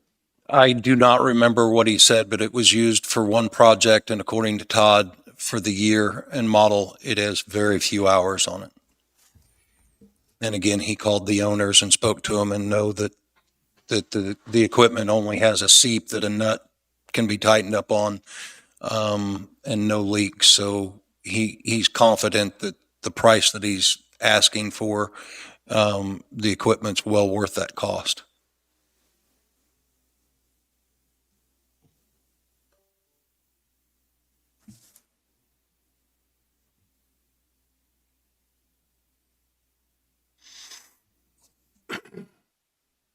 All right, so you need a motion? I move that we allow Todd to look at the high flow cold planer up to 22,000 on Purple Wave. I'll second it. Motion been moved and seconded. Any more discussion? All in favor? Aye. Opposed? Aye. Motion carries 2-1. Commissioners, the only thing I have left is a 5-minute executive session for personnel, non-elected personnel with you, unless you have anything for me. Have we, I know here a while back, we talked about seeing what it would take to try to open Pleasanton or over there, the district barn over there in Pleasanton. Have we got anywhere on that? As far as opening it up for a barn, we would first need to move personnel all under Todd, meaning the two grader operators that are there. And then we'd have to pull Todd in to find out what he'd have to have. But my first suggestion would be to move supervision of those operators and all the personnel, like we did the mechanic, underneath him, so that he could take, outside of asphalt season, he could take rotation in that area, pull from other departments, and then tell us going forward what he needed to completely open up and handle those calls. But still during asphalt season, you're going to have those two districts to handle those requests for services, because he's going to be taking a large chunk of those shops and running that asphalt program. So if we want to do that, the first thing we need to do is move those two operators underneath him and open up that shop. We talk about it over the camera, and now my entire district, that's all they want. I mean, If you want to, if you want to affect the most change, we're talking about operational change of the roadway maintenance, that's road graders. And if you want those moved under Todd, certainly all you have to do is make the motion to move them under Todd, and we will send all of those road issues, instead of sending them out to the two districts, we'll send them for those two greater districts over to him, and he'll supervise the repair and maintenance and the greater operations in that area. But that's something. What other costs are going to be associated with that? it's just what cost savings were so beneficial that we closed Pleasanton down to begin with. I feel like in my district, every person you talk to over there says we're the redhead stepchild of the county, and Danny, you need to get our barn back. I hear that all the time, every day. So and I've asked the question, how come we shut it down? Why was it shut down? We eliminated a road foreman, an assistant, mechanic. But did it We have a benefit, mechanic there, do the we not? county? I mean, We have a mechanic there now. did it benefit District 2 and 3, or 1 and 2, or 1 and 3? I mean, or what? I just don't understand what. Have you talked to Vicky about it? No, not really. She was representing Pleasant at the And time. don't we still have graders stationed in that area? We have graders stationed in that area, and in talking to the two foremans that actually now supervise those grader operators, just like the mechanic, when we recommended putting him under Todd, they don't see those operators. They see the request, they ship the request out to them. They themselves have no argument moving those graders underneath Todd and opening those service requests to him. And I think that would be the first part to see how operationally that would look. But that, it's a small change, and I'm not saying it, you still have a shop there and you still have a shop open there. What you don't have is the road operation being managed out of there.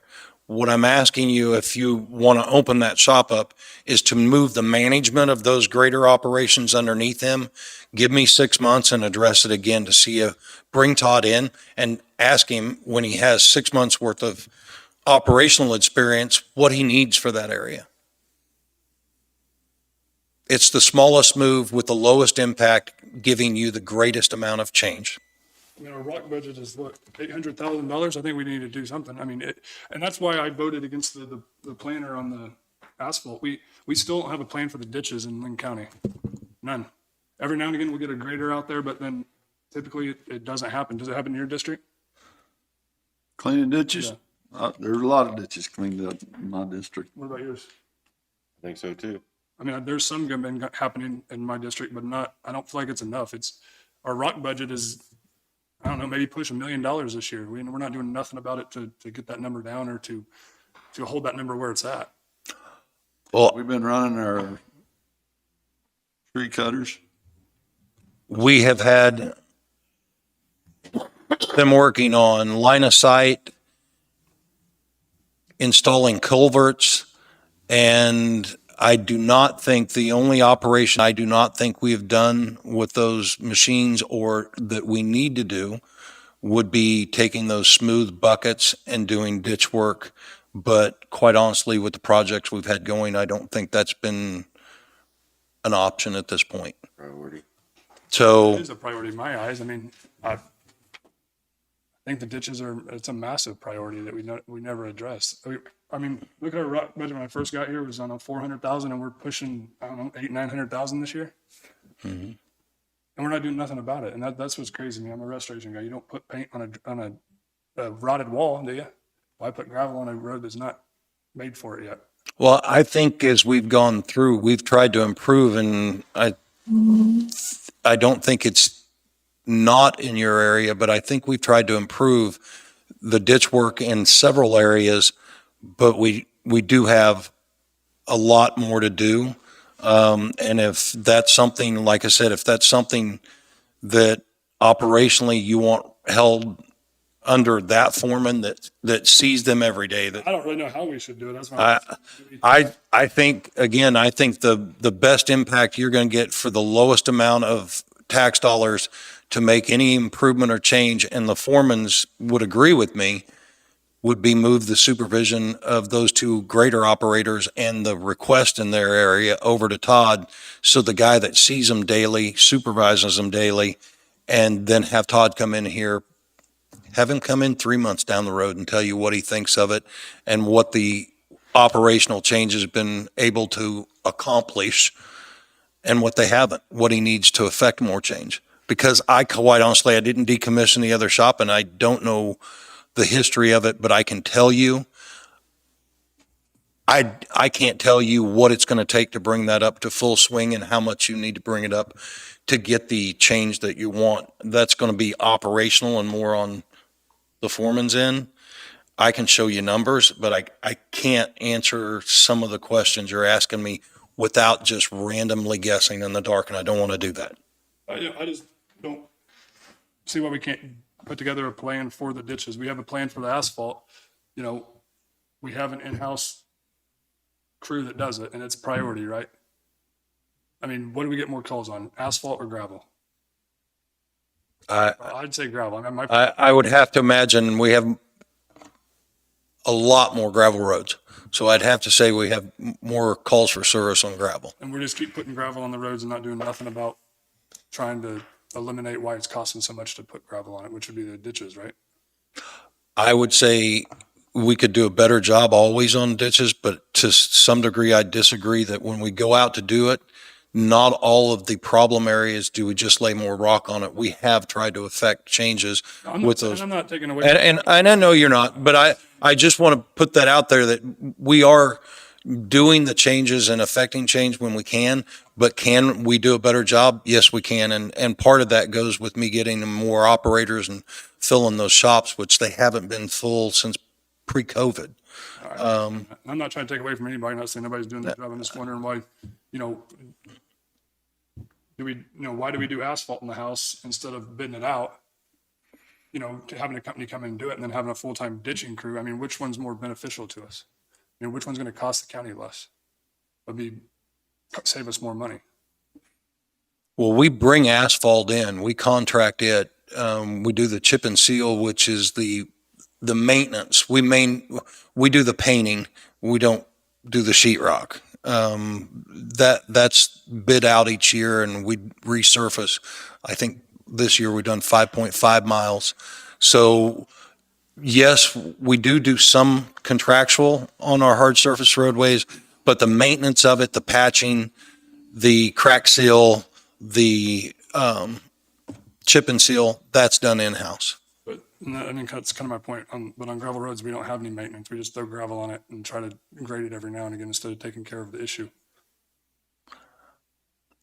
Again, you're talking operational, and if you need a better explanation than what I've gave, because I'm going to get out of my knowledge base here, I'd have to call the foremans in to tell you when they go out, what they do and how they manage it, because We have 2 new foremans in the last 6 months. Can we try to set goals for them or something along those lines to address this, Danny, or? That's what I'm asking. What do we want to do? Because I would really like to see something happening in the ditches.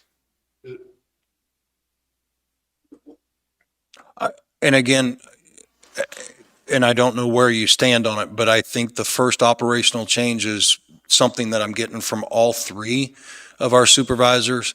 It would be move those graders underneath Todd, because Todd sees them daily. Todd can track their request and affect more change with less cost. And then he can come back and answer those questions in 3 months and tell you, hey, if you want a fully operational shop, which to my knowledge is mainly the grader operations and the ditching and the culverts, if you want the rest of the pie, then he can come in and answer to that. But this part of it would happen anyway if you open that shop. So it doesn't cost us anything to do it right now.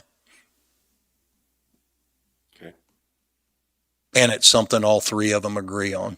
So, I mean, we're not going to get any pushback or heartache on it because they all agree.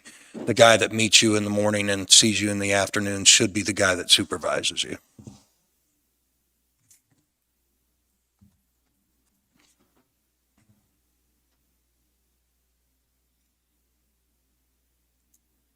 I don't have anything else on it. We can just try to figure something out and get a plan together, or, tell me to screw off 1 and 2. I mean, No, if if you want that operational change and you direct me to go ahead and move them, I'll work with the clerk's office to move the supervision of those guys underneath. But I mean, what do you, I think I like the expectations. Like, are we expecting the grader operator to be in that grader 5 days a week and not pull him out? I mean, or how do we do it? I mean, do you guys know? So should we pull in our foremans and we try to, do we pull them out of the graders quite often, do we not? That's a foreman, and that's something I'm going to have them answer to, because again, I don't want to, even by act or omission, lead you astray on. What do you think, Jim? I think there's some grader operators that's cleaned out a lot of ditches. No, I know they have. I'm not They take the saying, initiative and then. but I guess what I'm saying is if we take a grader and we put them on a ditch, how long does it take to do a ditch? Do you know? No, I do not. I don't know either, but I imagine it I takes. think it just goes in steps too, though. I mean, the grader operator sees what these worst problems are in his area. Tries to address them. Spare time, he works on the ditch. And I know, like in your area, one of the operations is being planned out for the spring because we were waiting on utilities to cut large trees out of the roadway, out of the right of way so that they can work on it. And it's been something that even two grader operators before they've tried to work with, but now we're coming up with a plan for it.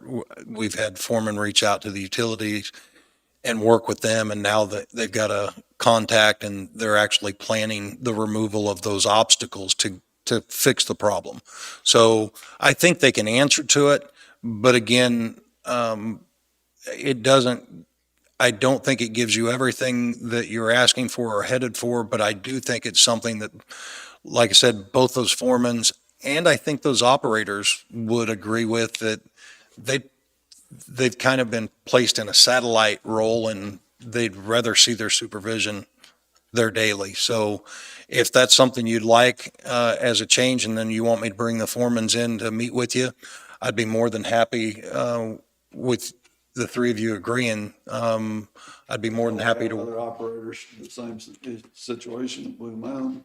There's an operator at Blue Mountain that stays there by himself, right? You have one Blue Mound, and then you have one that goes to Centerville from the shop. And isn't there something at Parker too? There is one stationed in Parker, you're correct. I mean, they're by themselves. Yeah, I mean, I would like to bring them in here, the foremans in, and talk to them and see what they think the best route is. They're the one doing it, trying to schedule out every day. And then we give our expectations. I mean, I'm good with that.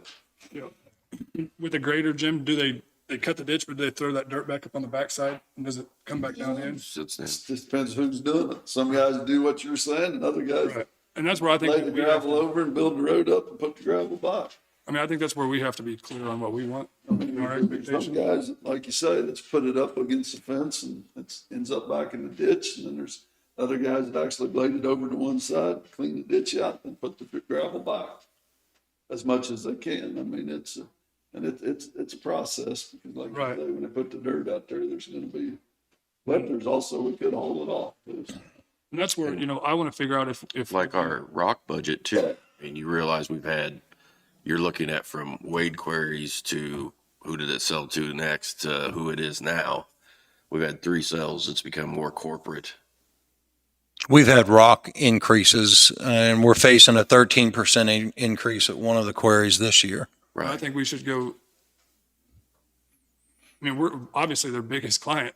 Do we ever negotiate? We've discussed. Things we can talk about, and we need to talk about expectations and how to make that better. I mean, I don't know, maybe it is the best we can make it. I don't know, but I'd like to bring them in here and talk to them about it and tell them our expectations and figure out a way and move forward with it. I see no harm in pulling them in. They've all, 2 out of the 3 are very, very new to the positions, but have been there long enough. And I think more than willing to come in and have a intelligent discussion. For them. I mean, we just That's take what a I'm saying. blade operator, set a goal and whatever we put the mileage, the miles of ditches we want them to clean up. I mean, I agree. Make it what we clean every 2 weeks, expect that we're seeing some progress in ditch cleaning. I mean, when we were sold to buy those 2 units, I was under understanding that when we weren't using it for cutting trees and stuff down, we were gonna use it for ditching, right? There's a ditch bucket that Have we used purchased with it. Have we used it? Or have we done a lot of ditch cleaning with it? Again, I don't believe we've done a lot of ditch cleaning. We've done line of sight clearing and other projects with them, culvert installation, but I don't believe at this point we've done a lot of ditch clearing to speak of. And I think the one thing, if we do set goals, I would like to see goals in quarters because rain does affect, and whether or not a dirt project gets done, to set it in a month, if we get a large amount of rain in a month, you obviously aren't going to do more damage than good by tearing it up that month. So we're going to see some fluctuation. If you bring it out into quarters and we do it that way, you get a more accurate picture of what a operator does. Yeah, if we could get them in here next week, we can maybe do a workshop at the end of the meeting, hopefully. Certainly. You need 5 minutes executive session for? Yes, please. For what is it for? Non-elected personnel. I'll make a motion to go into executive session for 5 minutes for non-elected personnel with Sean. I'll second it. Motion been moved and seconded. All in favor? Aye. Aye.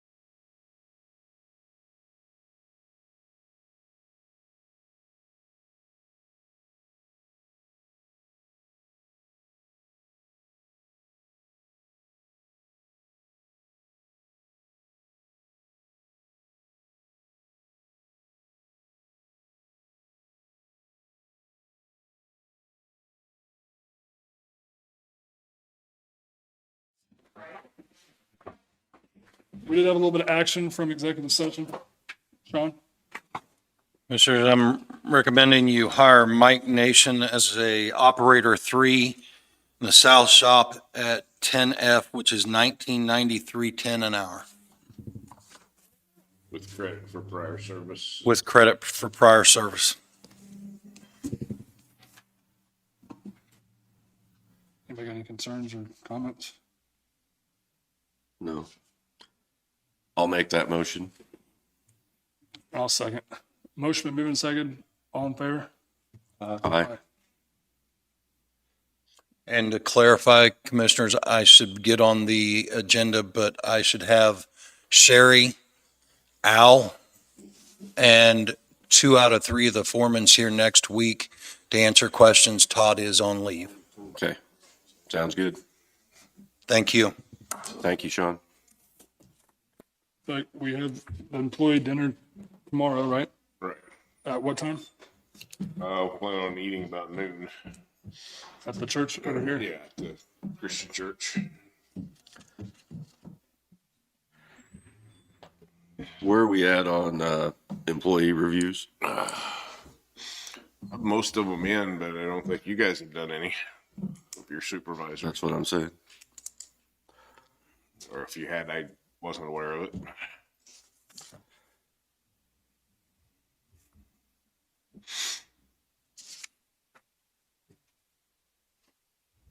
Anything else? Nope.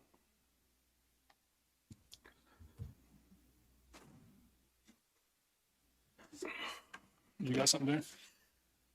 One quick thing, Jeff Hines called and he did commit. Okay. Good. So I just wanted to update you on that. Thank you. We didn't open it for public comment. Do you, nothing? Nobody? Nobody out there? We ran the rest off, waited them out.